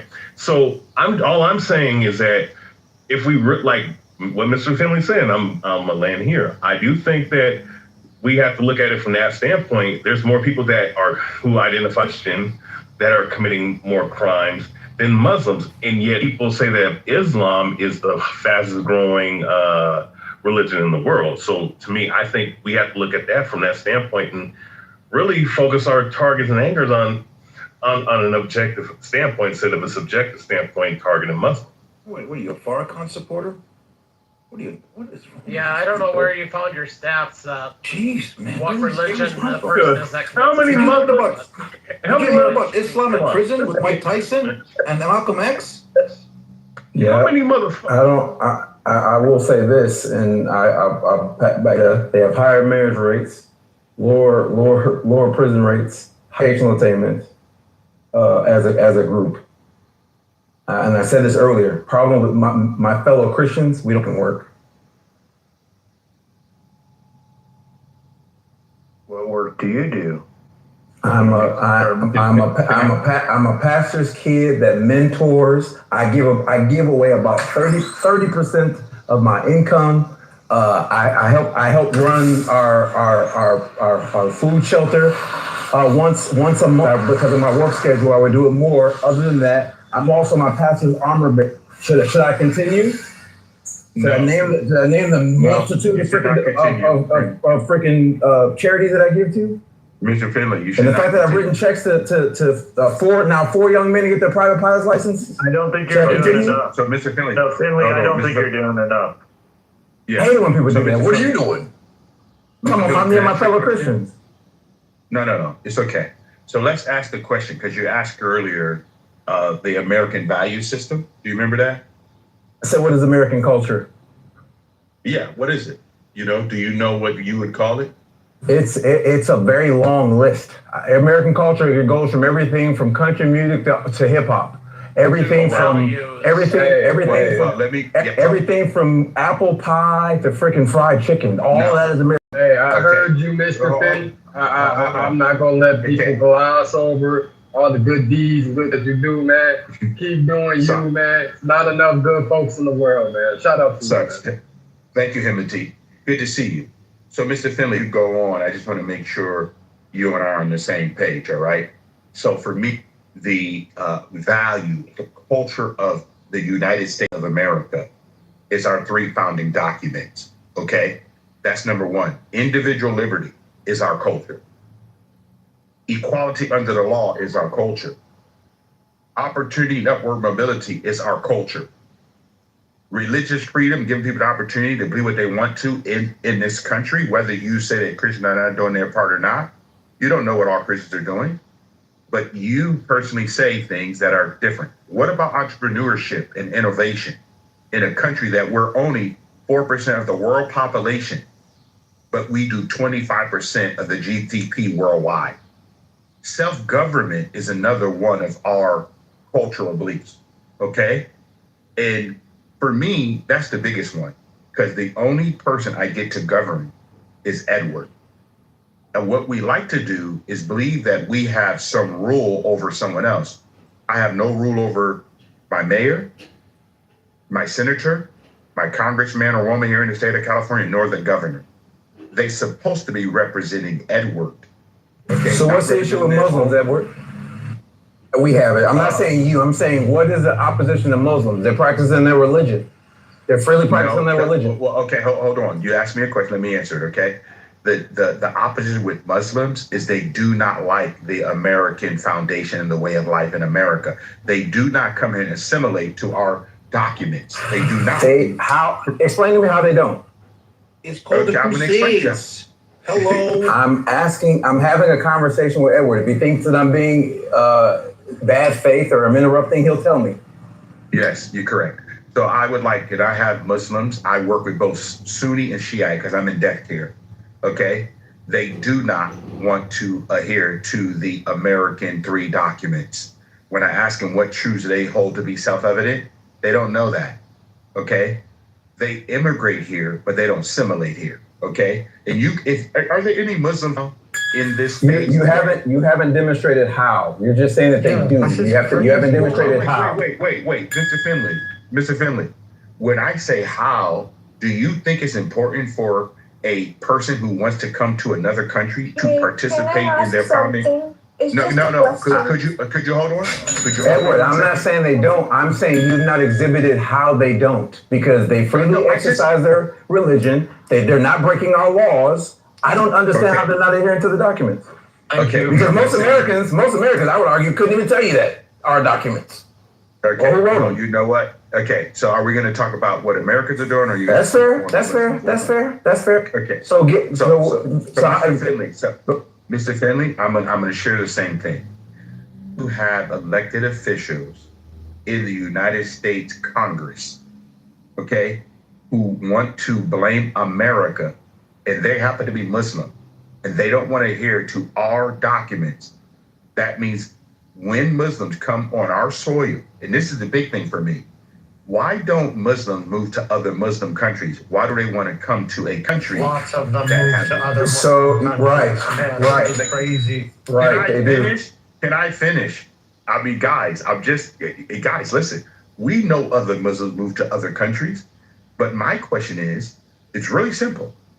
Apart from us being Judeo-Christian, the West, could you tell me, Mr. Finley, what do you believe that Muslims have in common with the Western way of life? We're having a different conversation because we just switched subjects. Different conversation. We're having a different conversation. I said, demonstrate to me how they don't adhere to the documents that you named. Now you're asking me why they moved to America for the same reason that many people move to America. The freedom to practice your own religion, the freedom, right? The economic opportunities, that's why people come here. But they don't just come here to go to other Muslim countries. But you're yet to show me how Mr. show Finley, me how they don't adhere to those things. You have yet to show me that. Mr. Finley, I just said to you, individual liberty. Do you believe that they believe that you as an American, and Joe just pointed out to you that if a city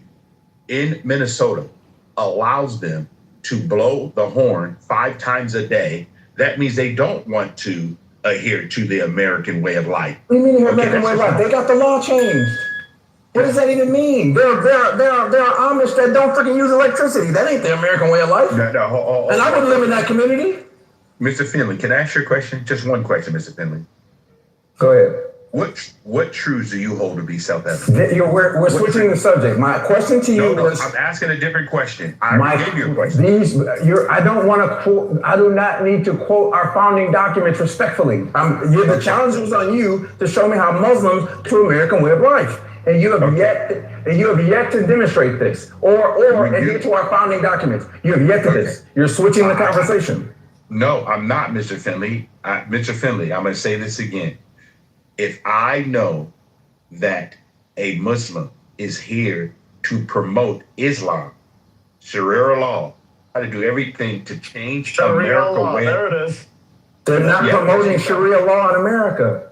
Oh my God, Mr. Finley. Of course they are. I just want to. No, hold on. No, Mr. they Finley. are not.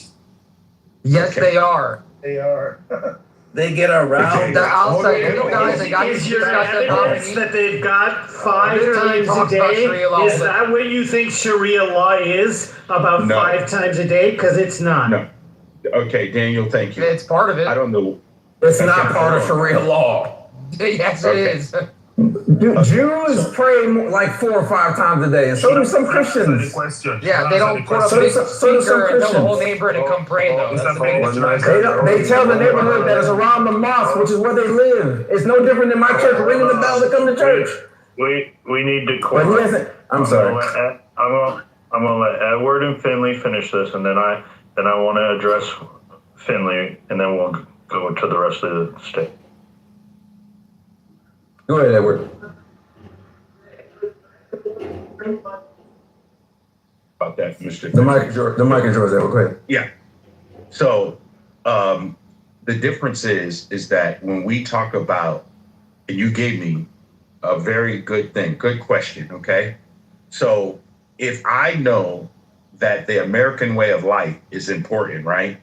And how do Muslims differ, a uniform group of people, okay, and how they do not adhere to our way of life, their religion and their laws, okay? A lot of their communities right now are operating under what we talked about, the prayer, interrupting other Americans when they're sleeping, okay? And I've been to Muslim countries, but they do it here in the United States. Some Muslim communities, I got it, buddy. Some Muslim communities favor more distinct roles for men and women, where we give our women the opportunity to be what they want, right? Women get up and do whatever they want. They may either dress more modestly and different things like that. They don't like the way we do that. Now, in some areas of New York, there are times where you cannot have alcohol, you cannot have pork, you can't be in sexuality.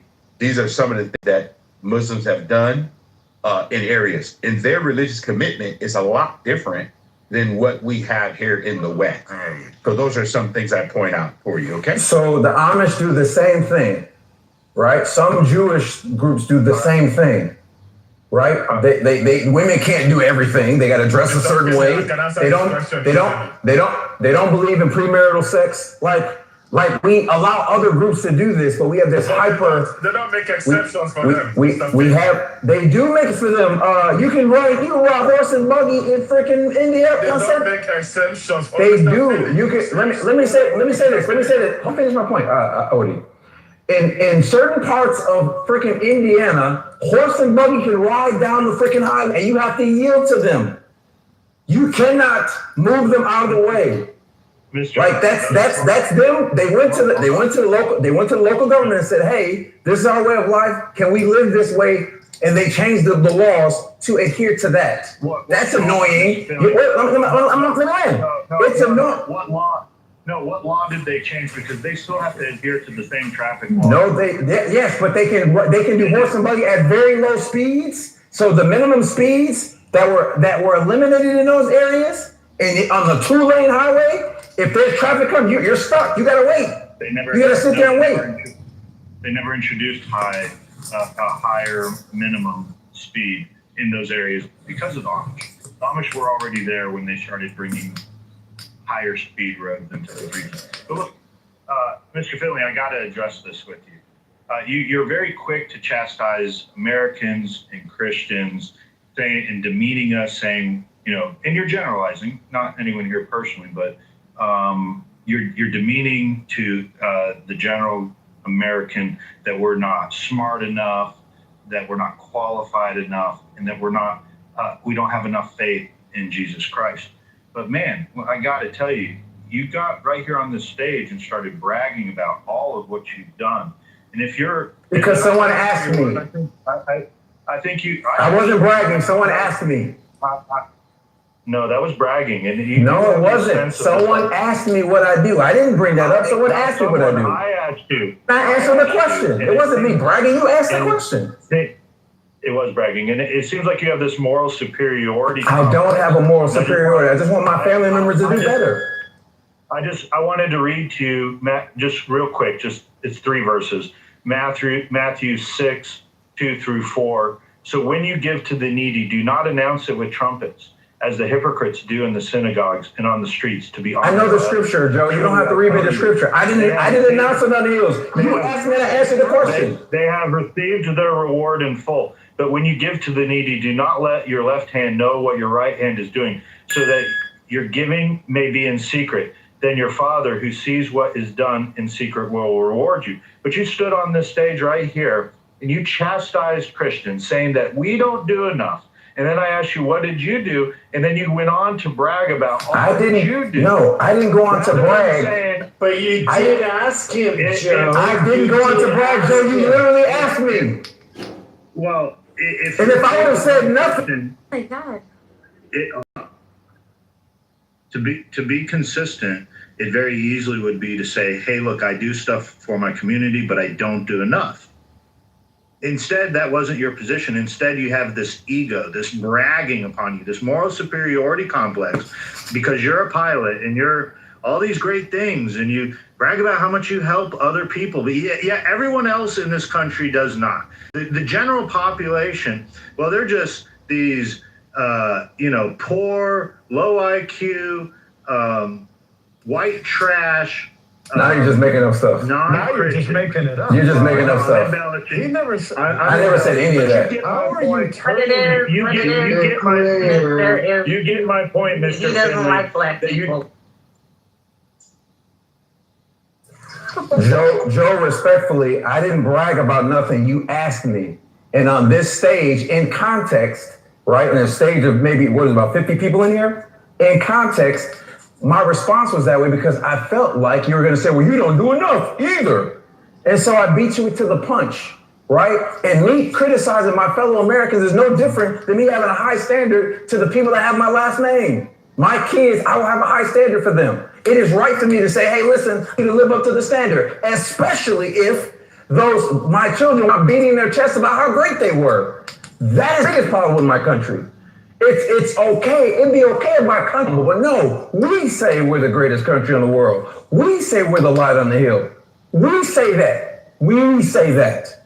I am simply challenging us to live up to those standards. And we claim that we are a Christian nation. So if we are, then we need to be doing the work. That is me challenging it's not me saying we're hating my country. I want us to live up to the standard that we said that we are. If we're going to be on the soapbox and beat our chest, we darn well better be ready to back it up. That's it. Nothing more, nothing less. And I always say we. Wait, let me say this. Let me land here. And I always say we. I never exclude myself from the we. Never. You did. I did not. You chastised. I did not exclude myself. How we got to that point is you chastised Americans for our we claim to be a Christian faith or a Christian country. Listen to what I'm saying. However, we don't do enough for these immigrants. You get what I'm saying? I said it clearly. I included myself. I said we. Okay. So, but you didn't go on to lead to tell us anything about what you did for immigrants. Why did I need to? Because I said we are failing. Because that's what you were chastising us in our Christian faith. Joe, it's a lose-lose then. If I would have led by saying I do all of these great things, that's me bragging, right? And the left hand know what I'm doing, right? It's a lose-lose, Joe. So, okay, you can see that you were bragging. I know you. It's crazy how everybody's turning on him because well, he questioned this narrative. You should have stuck to the Christian standard. No one turned on him. No one's turning on him. Mr. Finley, listen, he tricked you, Finley. The reality is, no, Mr. Finley, he tricked you. You should have stuck to your Christian values, but you deviated from that too, because you know you should conceal what you do to charity. You know that. Resistance in context. In context. It doesn't matter if you I ask do. you know that.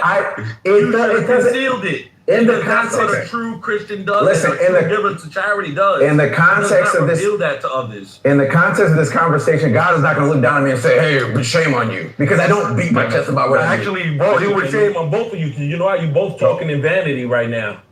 Okay, so Mr. Resistance, 1 second. Okay, so Mr. Finley, I really enjoy our exchange, our discord.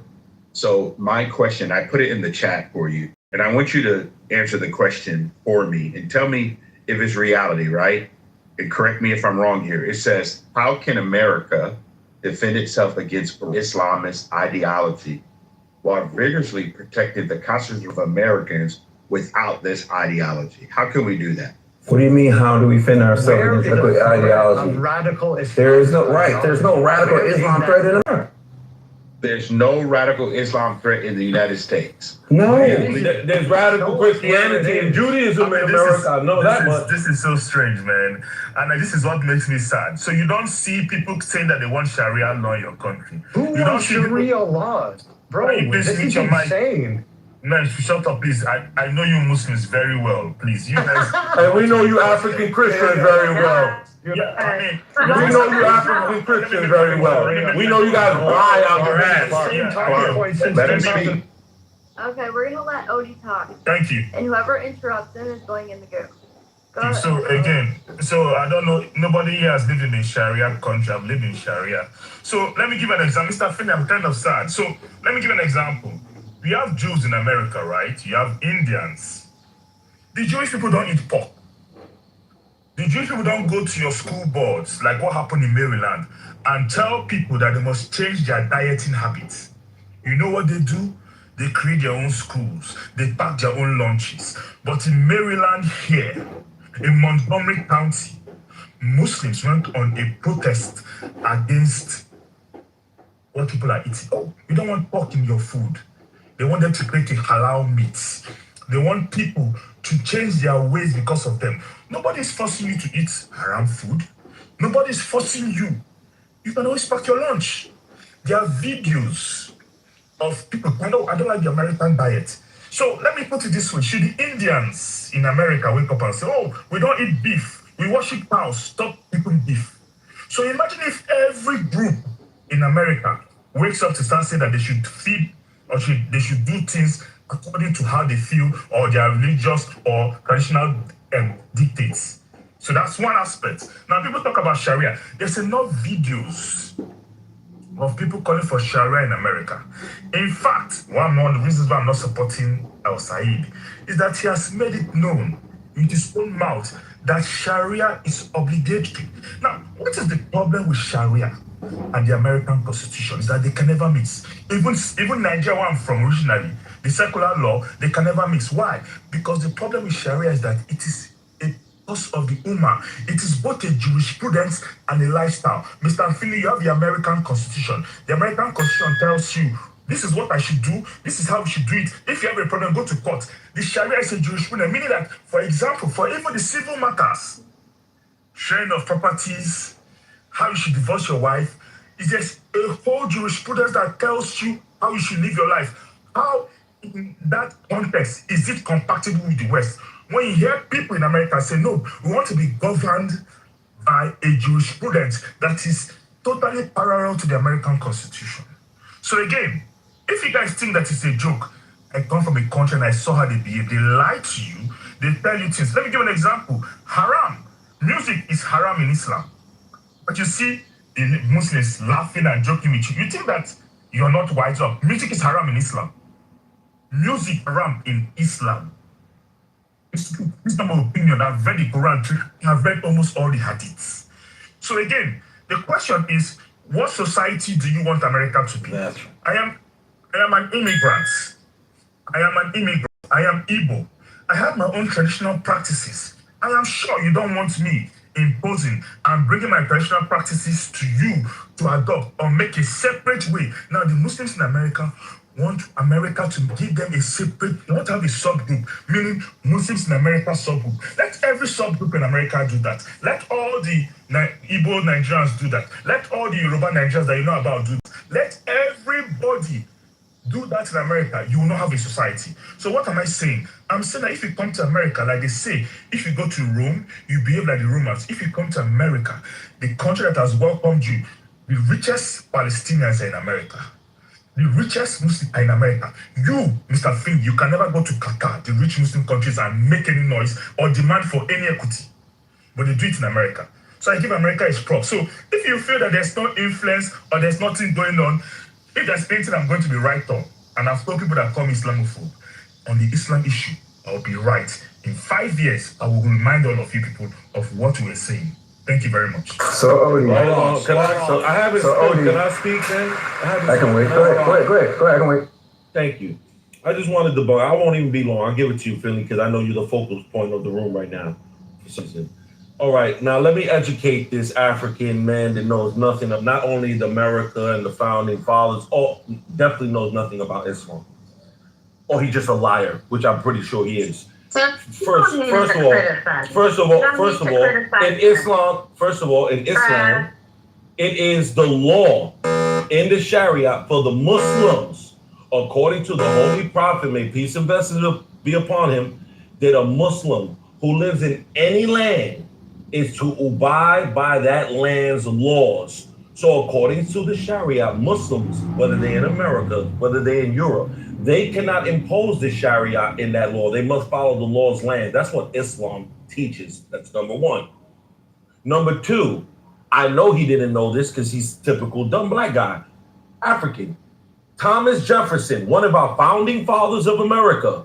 Go read for once, sir. Go read up some history. Not only had 2 Qurans in the White House, but when they were constructing the Constitution and many laws in the first 13, Thomas Jefferson referred to the Quran and Islamic laws. Sharia law is compatible with America because just like a thief here shouldn't be stealing, it is the same in Islam. This is where they got some of these laws from because Islam was civilized far before the Western and the Europeans were. We had the science. We taught algebra and astrology. We're the ones who brought the mathematics. We're the ones who had running water and sewer systems in the 7th and 8th century, not America, not Europe. So once again, go educate yourself instead of being here and being a typical liar. And last point, in America, go look this up yourself. In America, in most public schools, because see, Muslims have private schools too. I don't think he knows that. They have their own Islamic schools, so yes, they can do what they want there. Their own dietary, their own curriculum, Quran, and then regular mathematics, whatever the case may be. But so do the Jews. And the Jews and the Muslims, they do go to public schools. Guess what? They all demand kosher there too. So stop being a liar and a hypocrite.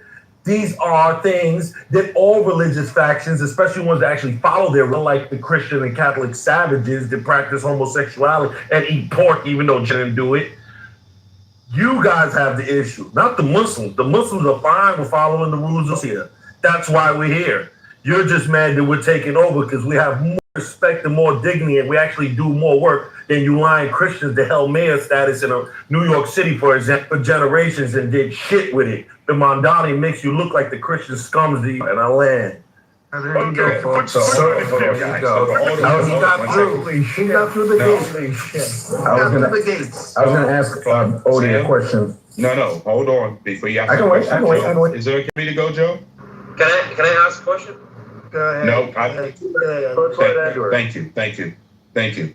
So resistance, it's kind of interesting. Instead of you attacking Odin's point, you decide to call everybody out of character. So I don't know if you know this, but there's major legislation right now in 32 different states here in the United States, right now in America, that's pushing back on all of these different opposing directions of Muslims in America. 32, okay? There's different measures that are being pushed because what they're trying to do is enforce their religious law into American Constitution, okay? So they pushed back. I got it, Daniel. Why don't you look it up, Daniel? No, they're not. Okay, That's stupid Texas trying to put in laws that don't make sense. Because there is no constitutional amendments. Can I finish? You're talking about constitutional amendments. Do you know how the Constitution works? Clark, first of all, you got to understand, Clark, why would we need any? I don't know why you guys just let somebody just share, okay? There's major legislation being moved around, and we've considered this. Why? Because we got a lot of... Because you a bitch. Got him. You didn't get me, but thanks. You got yourself. But it's kind of interesting. Why do you think these states are passing these laws? Now, if the Muslims in the United States want to practice Sharia law in their own environments, religiously, they can do that. But the moment that they start to take this outside of their own group of people and try to put this in an American culture way, and they want to do it in our schools, in our laws, and some of you say, oh, they go to their own private schools. They don't all go to their own private schools. So, and I'm going to say this, and you guys correct me if I'm wrong. How many of us in this President Trump house, okay? Yes, we could talk facts, Daniel, because Daniel, I don't know if you like America or not, but if you believe that America should defend itself, both Islam is political. Yeah, you got it, 1,000%. I just ask us all this question. Do we believe that Islam, okay, the nature of Islam, the theocracy, is compatible to the Western way of life of individual freedom, peace, and you governing your own life? So I would like for anyone to answer that question. Yeah, it is, because there's plenty of people who practice Islam since the inception of America. So hold on, let me say this. There's people who have practiced Islam since the inception of America and have been here. So to suggest that somehow Islam is somehow in against the standards of America, which is built on religious freedom, is crazy. Like there's an extremist sect of everything when it comes to religion. We know that. And unfortunately, that particular religion gets branded for its extremist sect far more. I don't know how many people you know that are actually Muslim, but a lot, man, they're definitely a much more peaceful people than they give credit for. That's not true, but okay. So, Odie, I wanted to ask you a question. Totally true. And when you demonize one religion, hold on, let me just say this and I'll get right off. If you demonize one religion, excuse me, sir, you got to speak quite a bit. If you demonize one single religion, even atheists, if you demonize one form of belief in America, you're no longer America. I just want to ask you a question, because you said, hold on. I'm gonna let you go. No, Daniel, okay. We can play with this. We can play with No, Daniel, I want to ask Daniel a question. Daniel, how did I demonize one religious group? Please explain that to me. Daniel, don't answer that question. No, you pose Because the question. he He's wasn't answering his question. He wasn't posing that you particularly. You aren't his lawyer. Go ahead. Nah, because I'm trying to. How did I say something right then? I'm ready to answer. I'll answer the question. I'm bringing up the point precisely in what he's saying and telling me not to answer it to make the case. The entire conversation is about special attention to the threat of Muslims, okay? So it's not a question of whether you're really just yourself in this particular word or that particular word demonizing. There's a generality that there's something wrong with this religion versus all the others. No, we never said the religion. Daniel, hold on. Let me just respond to Daniel. Daniel, I agree with you. As an American, I have a right to point out any foreign or domestic thing that goes against our three documents. That's a lie. They don't allow you to do it for Israel. Why would they allow people who are? Can I finish? Why would they allow politicians? I want to honor you. Have a total right, Edward. I really respect Edward, and you do have a right to your opinions. I'm just commenting that from where I sit. Anytime you are going to, I use the word demonize, you can use anything else you want pejorative. If you highlight a particular religion as a threat, I do not think you have the essence of America any longer. Okay, so Daniel. Also, Edward has yet to demonstrate to me how they're doing a it. way of life that we don't Can feel I is finish? American. You guys got let me. I let him land. Can Daniel and I have this exchange for one moment, please? Just one moment, guys. Okay, there's no awards here. No one's gonna win any awards. Okay, so Daniel, I'm going on the fact that we have 32 states that are actually passing legislation so that we as an American can continue our way of life and not have a group of people or a religious order to come and try to change our documentation as the Constitution, the Bill of Rights, and which is most important, right? Our Declaration of Independence. I would like for people to come to America and assimilate into the United States of America. Now, if you want to keep your way of life, that's different. But for us to all sit here and believe, okay, because worldwide, and you correct me, Daniel, worldwide, why do some of the Muslim countries don't accept other Muslims, but yet because America have very little backbone to push back on ideologies that don't support our country, that's where I have a problem with, okay? Well done. What am I getting on the queue? So your problem. Are you ready for me and you now, Mr. Finley? Are fair game. Yeah. That's your problem, Edward. They're fair game to everybody, man. Let's not move. You don't. Okay, Mr. Finley, ask me your so the S is that all Muslims are fair game, all Muslims need to be fought against. Because as you just said, their ideology is not compatible. Yes, you just said it. So, Let me ask you a question, please. So that means the Muslims are, that means Three crusade that wars. Hey, can I say something? I'll just Can I say I'll just finish the something? point. No, I'll one just second, finish one the second, point. I. I'll One just second, I'll I. just finish Can the I say point. something, No, guys? I'll just Oh my just God. that every single Muslim. Just hold on. We're gonna go to the queue. I just can't do this like off mic. There's 30, 40 people talking. So Edward and then Clark are having an exchange. Then I am Mr. Finley. Oh, we'll go you after their exchange. Yeah, that's fine. No, Mr. Finley wanted to speak to me. Wanted us to have an exchange. I like cats. And then I go after their exchange. Go ahead. Go ahead, Edward and Clark. So I was just making that point, Edward. Yes. I'll hear your response. That means that all the law-abiding Muslims that we know in society, that means you raise suspicions about all of them because all of them are harboring this ideology, as you described, incompatible with the American way of life. All of them, every single Muslim is suspicious. Every single one is a potential terrorist. That's what we mean when we say you're demonizing. Because now all of them are criminals, and that leads the way, that paves the way for any unjustified act against any of them. That's what you're doing there. Oh, okay, thank you. I appreciate you telling me what I'm doing, okay? I'm going to say to you, Clark, that I do have a right to be cautious of any group of people, whether you call it collective group, all of the group, or one person in the group. It only takes one person to do something radical, okay? I got it. You're right, Daniel. I'm going to say it. Now, you don't have to like the fact that I'm coming back on it, but at the same time, because I was born in the United States, I have a different philosophy than Islamic and Muslim world. I don't believe in theocracy.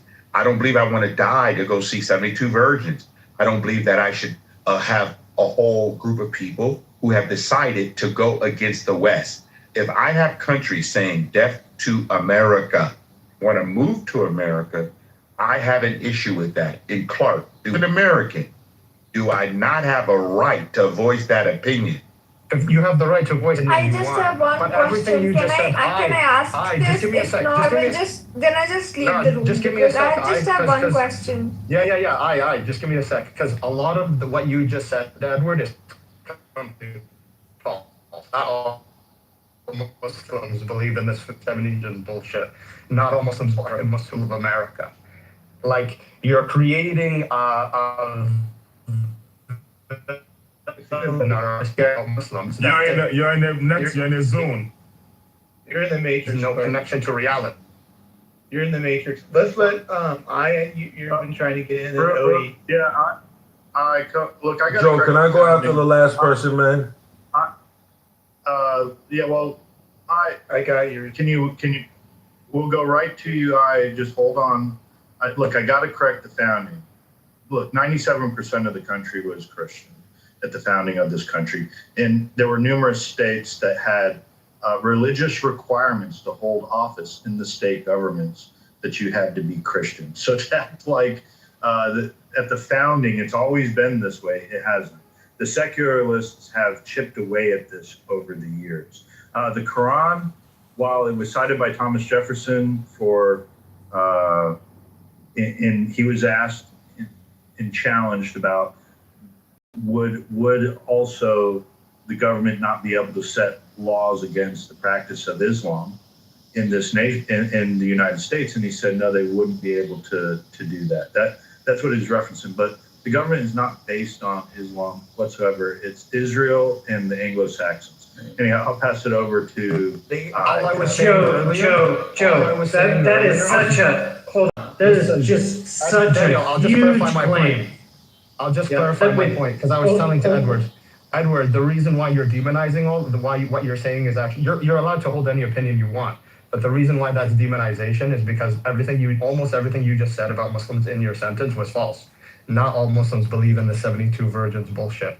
Not all Muslims believe in death to America. There are multi-generational Muslim families in America that love their country. That serve in the there you US go, Army, simulation. that serve in the US police. Simulation. Okay, Hello. yeah, That's Mr. fine. Finley. Mr. Finley. So why I'm sorry. So why 9/11, 26/11, all the bombings have to be done by Muslims? Tell me. Let's leave that aspect. Let's leave that aspect. That's even too far. Mr. Finley, let's go. Ask me. So Mark, you said that because I was trying to look up the incidents in which the Muslims protested, right? Because I was going to say that's practicing American. That's literally it's in the First Amendment, right? It's in the First Amendment, right? They were bringing up the Muslims. Why are we all scared of because the same because hijacks and everything? Because you're scared because you're ignorant. But I don't know why. I'm not scared of any of those things, and I fly planes. But we switch the groups first of all. Muslims are just the latest of the groups that we don't like. But I have yet to have I have yet to have Edward show me how they exhibit something that's incongruent with the founding documents. Right. Also, we're not a freaking Judeo-Christian nation. Greed is not Christian. Neither is same-sex marriage or sex before marriage. None of these things are Christian. None of these things. Neither is like the lust or the sex or the sex selling. None of these things are Christian. But anyway, I want to ask Odie a question. Odie, what incident are you talking about? Because I was trying to look it up because all I saw was a protest. And I'm like, that's normal. Protesting is American. I said that in Montgomery County, they decided that they want kosher food. Halal food. Like it happens. I read that in the news on WZB. This happened maybe like 6 years ago or 5 years ago during Biden's time. Yeah, but that's not abnormal. All right, we're gonna get new people in. Just the same people over and over. Okay, let me just make my comment. I got one. We're done with that. Thank you, God. New people. 1 minute max. No, you go after I. You go after I. It's okay. We got your voice. It's good. Go ahead. You keep trying to get in. Go ahead and get it out. Can I speak now? I like cats. Yeah, don't interrupt her. Don't do it. Go ahead. Okay. So, I know you guys don't know, but India and Pakistan were like a same country before 1947, and the Britishers ruled India for 200 years, and then, whatever, they just decided that India and Pakistan are gonna be two countries, separate countries, right? Since then, there has been Islamic invasion in our country where so like I'm a Hindu, I know like most people don't know about it, but I'm not Islamist. So like Islamists come, they rape our women, they kill our women, they cut the wombs of a woman who are pregnant, they take the fetus out of a womb and just throw it away and whatnot, okay? But I still feel there must be some Muslims, right? They are not like culprit or whatever. Fine. Now, I feel like India is, I don't know what's the reason, because I feel like if India had the power of US, it would fucking kill Pakistan. I don't know the reasons why India is not retaliating Pakistan, which is fine.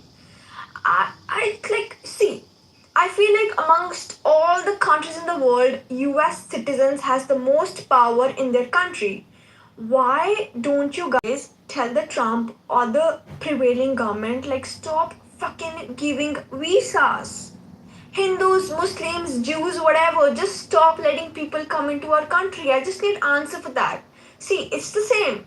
If guests are coming to my house and I'm like, come, and I'm like, I don't want guests. So like, there's no point of complaining, right? When I'm fucking inviting the guests in my house. Why don't you guys actually, being a US citizen, tell the EU government, like, protest or do whatever, like, stop giving the visas? Why don't you guys do it? I just answer. And please, no hate, sorry. I really want to know this. Okay, That's why we voted for Trump. Odie, do you want to answer it, Odie? No. So let me just simply respond to resistance. So, okay. I mean, Thomas Jefferson, who reading the Quran, I've read the Quran 3 times. Does that make me a Muslim? So, Mr. Finley, you see, you guys don't have a come to Jesus moment. So let's look at America, right? You see, whenever the native is stopped, we get angry with them. But let's call the country Bahrain, Oman. I've been to those countries. Bahrain, Oman. I'm calling the rich Muslim nations, including the theocrats and the ones that are practicing some pseudo-democracy. They don't give Christians freedom. You're not allowed free practice as a Christian. In fact, if you're a Christian, then when I was a diplomat, if they post you to those countries as a Christian, they call it a hardship post. So already, they're already demonizing you as someone that is not a practicer of their faith. So what is the big deal? You're making it seem like people waking up is like a problem. For example, if you're a Jewish person, there are 13 Arab countries you can't visit. You're already demonized. So what is the big deal about demonizing? Like they don't do it to people that are not Muslims. So that's a weak argument. I don't believe in it. 2, this is very simple. If the issue is all about people are bad, Americans are bad, how come we are having the same problems in Sweden, Belgium, Denmark, Norway, Germany? The reason why the CDU, the Christian Democratic Union, lost their elections in Germany was because of the Syrians, the Muslims. So people in this panel calling. Wait. This doctor is saying I can freely express myself. So if I want to say that, I don't give a fuck about no dumb curry foreign bitch. I can say what the fuck I want to say. Then this woman is like, wait, isn't she here on a visa? Like, so much hate, bro. Like, go on, but this is dumb. Okay, so let me finish up. So if that's the arguments, so how come it is widespread? Is it that there's American right-wing propaganda or what? Or do you think that my view of Islam is because of America? I lived in Nigeria till there's something if I say to move to America. I lived in a Sharia state. I've been to, and I've seen what it is. They hide and pretend and tell you, oh, no worries, they have freedom. The same freedom that you as a Christian will not be accosted in their countries. So again, like I said, you can continue to eat the humble pie, drink the Kool-Aid. On this matter, I will be right. And I will laugh at you guys. No, Can I respond? Hold on, Morgan, come here. Why y'all keep saying me to hold on, and I'm the one that's been quiet the most? All of you run your mouths. Oh, okay. Resistance, do me a favor. Listen, I'm gonna let you go ahead and speak. No, I. 1 second, I. Will you mute? I, please. So go ahead, Resistance. I'm gonna let you go. I go after you. Okay, sir? Thank you very much. I appreciate that. I just like talking behind Odie because it's easy to debunk his idiotic nonsense and his lies. Anyone could go, once again, look this up yourselves. These are these fake Christians that claim this Christian Judeo, union with Israel and, westernized society. But check out these numbers. Very easy to, like I said, get yourself. Israel has approximately anywhere from 150 to 200,000 Christians. They've demolished churches. They have exiled many Christians from their villages and from their homes, and they persecute them. Christians, supposedly, Judeo-Christian values. But yet when you go to, for example, countries as the United Arab Emirates, Saudi Arabia, Kuwait, Qatar, Bahrain, Oman, the Gulf states, here's some numbers for you. In The United Arab Emirates, almost 1 million Christians are there. Multiple churches have been built there for Christian worshipers. They have the same rights as anyone else in the country. Because the country is not governed by Sharia, they have their own secular laws. That's number one. Saudi Arabia. 1.3 to 2 million Christians are in Saudi Arabia, the home of the Muslims. They are also having their places of worship and they follow the laws there, and they are treated as equal citizens. You go to Kuwait, anywhere from 700 to 800,000 Christians.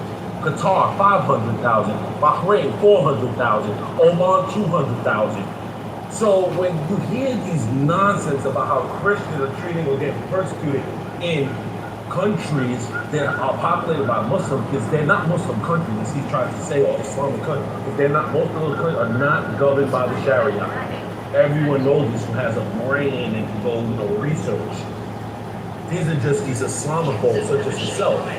If you want to be gay and eat pork and do all the things that Christianity is against, you can do it. We're fine with that, but you won't do it in a God-fearing state where there are actually people who practice it.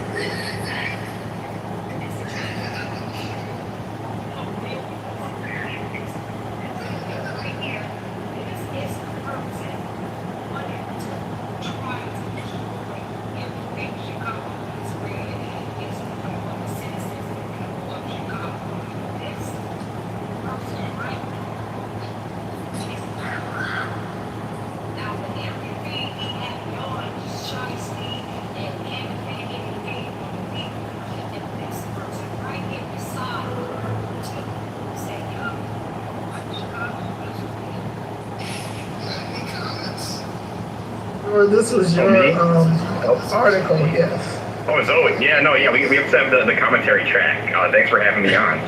A lot of comments because, hello? Yeah.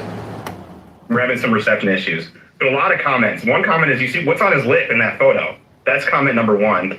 Comment number two, he just, he loses a bunch of cases. It wasn't just COVID, it wasn't just the guns. He just recently lost a Terry Newsom sexual stalking lawsuit a few months ago. So Tom is pretty impressive in how he's able to off and still claim to be a lawyer.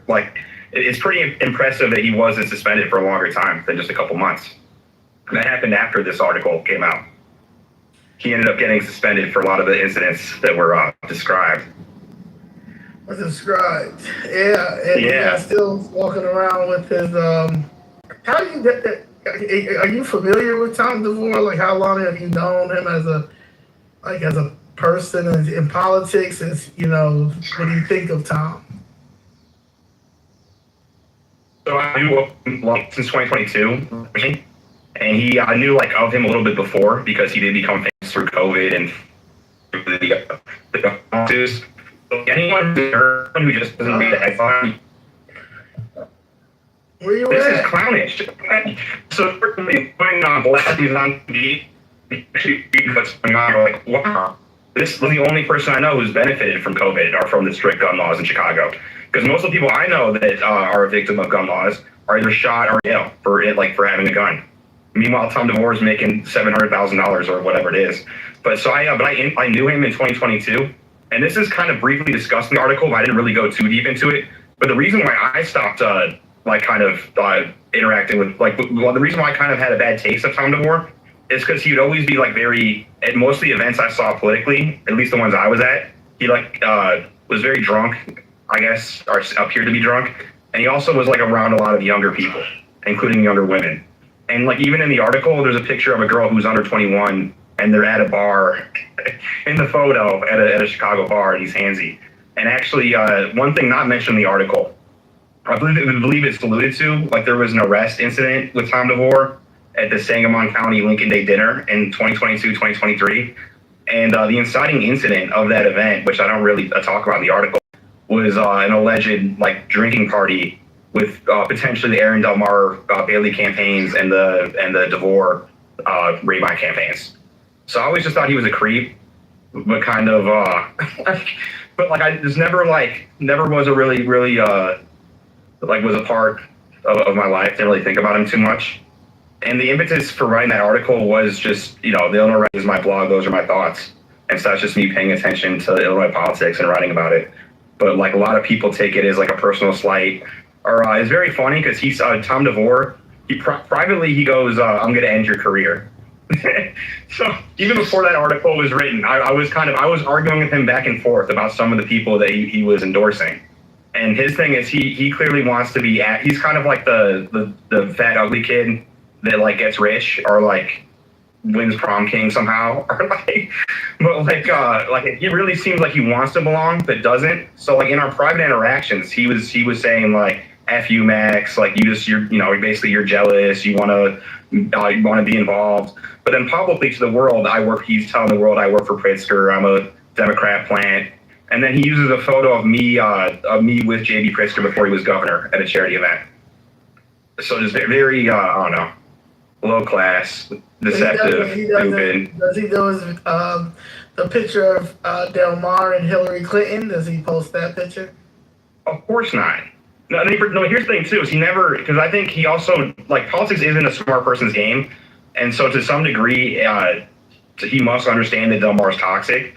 So you'll notice he doesn't really talk about Del Mar directly too much. A lot of it's indirect support of just like, come on, guys, we got to unite now.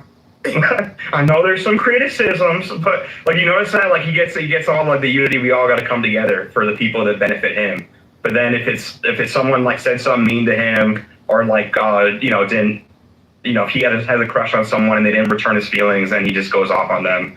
Like he's posted on I think Tony McCombie over 400 times on social media. Oh, and I'm not the biggest Tony McCombie fan. Like I think find Tony McCombie real quick. Yeah, and I think there might be a little crush situation going, but because like the Illinois State reps have no power. Like I'll criticize every single one of them because they all should be screaming of what's going down in Springfield. But at the end of the day, they are a super minority power. So of all the things that are going wrong in Illinois, I don't think Tony McCombie's the top of the list, but he's 500 maybe. and he attacks, he likes to attack people's looks and their backgrounds. He attacks her background. He's a bald shampoo salesman. I think it seems like the shampoo company's over from the article, but now he's selling egg rolls and he has the gall to like attack people. Oh, he attacks her for being a bartender. He does. I already got the recipe from ChatGPT, allegedly. I don't know, maybe it's a family recipe. But part of the issue, too, with that article and the egg roll company is he takes businesses that were other people's businesses. Like, the egg roll business was someone else's businesses. Well, was I think a Chinese immigrant, first-generation business. And Tom's like, I got a social media following, maybe a client, maybe I got a big social media following. Or like, I'm a businessman, I get people. Yeah, that's Tony McCombie. He goes after her a lot. He goes out there, yeah, he might. Well, was he trying to get a job? She didn't want to retain him as an attorney. Or it's just... From my experience, and I feel like that's what kind of angers me, is I wish people had standards and principles, and when they cross them, then they start criticizing. But it seems like most things come down to they didn't get a job, they endorsed another candidate, they said no to a date. Seems most political feuds are that, and not here's an issue I really care about, and here's my red line, and you crossed it. Okay. Well, also another theory that makes sense is she probably is the biggest, she controls the biggest Republican funds, I think like $1.5 million, the HRO. And so if someone like DeVore was able to kind of get every majority of the super minority, they can control that bank account. Because that's the funniest thing about DeVore is he started the Tom DeVore's Rhino Removal PAC, where he was going to raise money to replace all the bad rhinos in the state refs. And I think he raised like $4,000, $5,000. So he could have got like a few Vespas. And I think they won one race, like good for them, but I don't think it was necessarily him. It was probably the candidate themselves. But so after that debacle, now he's starting a consulting company. So good luck, Tom. Illinois Republican Party, you fail upward. Every time you lose, it's like now he's got the key. It's like, why didn't you use those skills when you were running or when you ran your PAC, Tom? What do you think about the Illinois Republican Party? I think it's what happens anytime you have, like, imagine if you have a thriving business or you have a beautiful house, and then it gets like your situation, and then the government seizes it, or just, you know, people just leave. Like, the things that come to that dilapidated property are usually the worst of society: drug dealing, prostitution, just shady deals. And so, because the Illinois Republican Party has never had this little power in its 120, 130 year history, this is empirically true. I think you're just kind of seeing it's like a magnet for all that kind of behavior. It's just become like an abandoned lot on the northwest side or southwest side. Because like a lot of this kind of behavior, I do think is just kind of petty. A lot of it is like a lot of Illinois Republicans are failed Democrats. Because like, imagine if you're a sketchy person, a weird person, or just like an underachieving person. Being able to say that you're a committee person or a deputy committee person is good social. Wait, no selling fees on Vinted? Yep, earn cash from homeware, fashion, sports gear, collectibles. John Morrison, his mentor, a lot of them come from, I think he came from Ed Verdoliak. They come from the Democrat coaching trees. And they either like internally realize they can't cut it out because they're goofy, ugly, unpopular, or like the Democrats are just like, sorry, kid. If you want to succeed, go to Palatine. You have an opportunity there. And this actually happened to me. I've been kind of like, my journalism has always just been a passion ever since I've been a little kid. And I was trying to kind of I guess set up a Democrat state senator. Right, I noticed he was using his like law email for some government stuff, and so I sent a troll email to Lou Lang in 2007, like a long time ago. He ended up getting Me Too'd and canceled. I met with him. Just to kind of prove that he was using that email. But in our meeting, he basically says like, hey, Max, I know you're a Republican, and if you, so I can't help you, but if you ever want to succeed in politics, just drop the Republican label and we'll get you on a library board. You serve in the library board for 2 years, then you'll have you working for a state rep, then you'll be a state rep and you move your way up. But I think a lot of these Republicans are people that were in that system, but they never got to AAA. They were in single A highball baseball, but for whatever reason.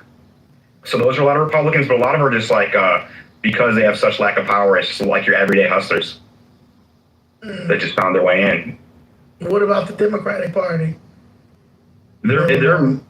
So I used to be a big Madigan hater. I emailed every single state rep saying we got to get him under RICO charges in like 2008. Huge, not a fan of CTU, SCIU. Not a fan of like really going back to like what's called the University of Chicago, socialists, Rules for Radicals, Saul Alinsky. I ran against Jan Schakowsky. So Chicago has a lot of really bad Democrat history. But what's very interesting is like from my evolution, it seems like there was a lot of organized. I think we went from organized crime to disorganized crime with the Democrat Party. It seems like it's a lot more disorganized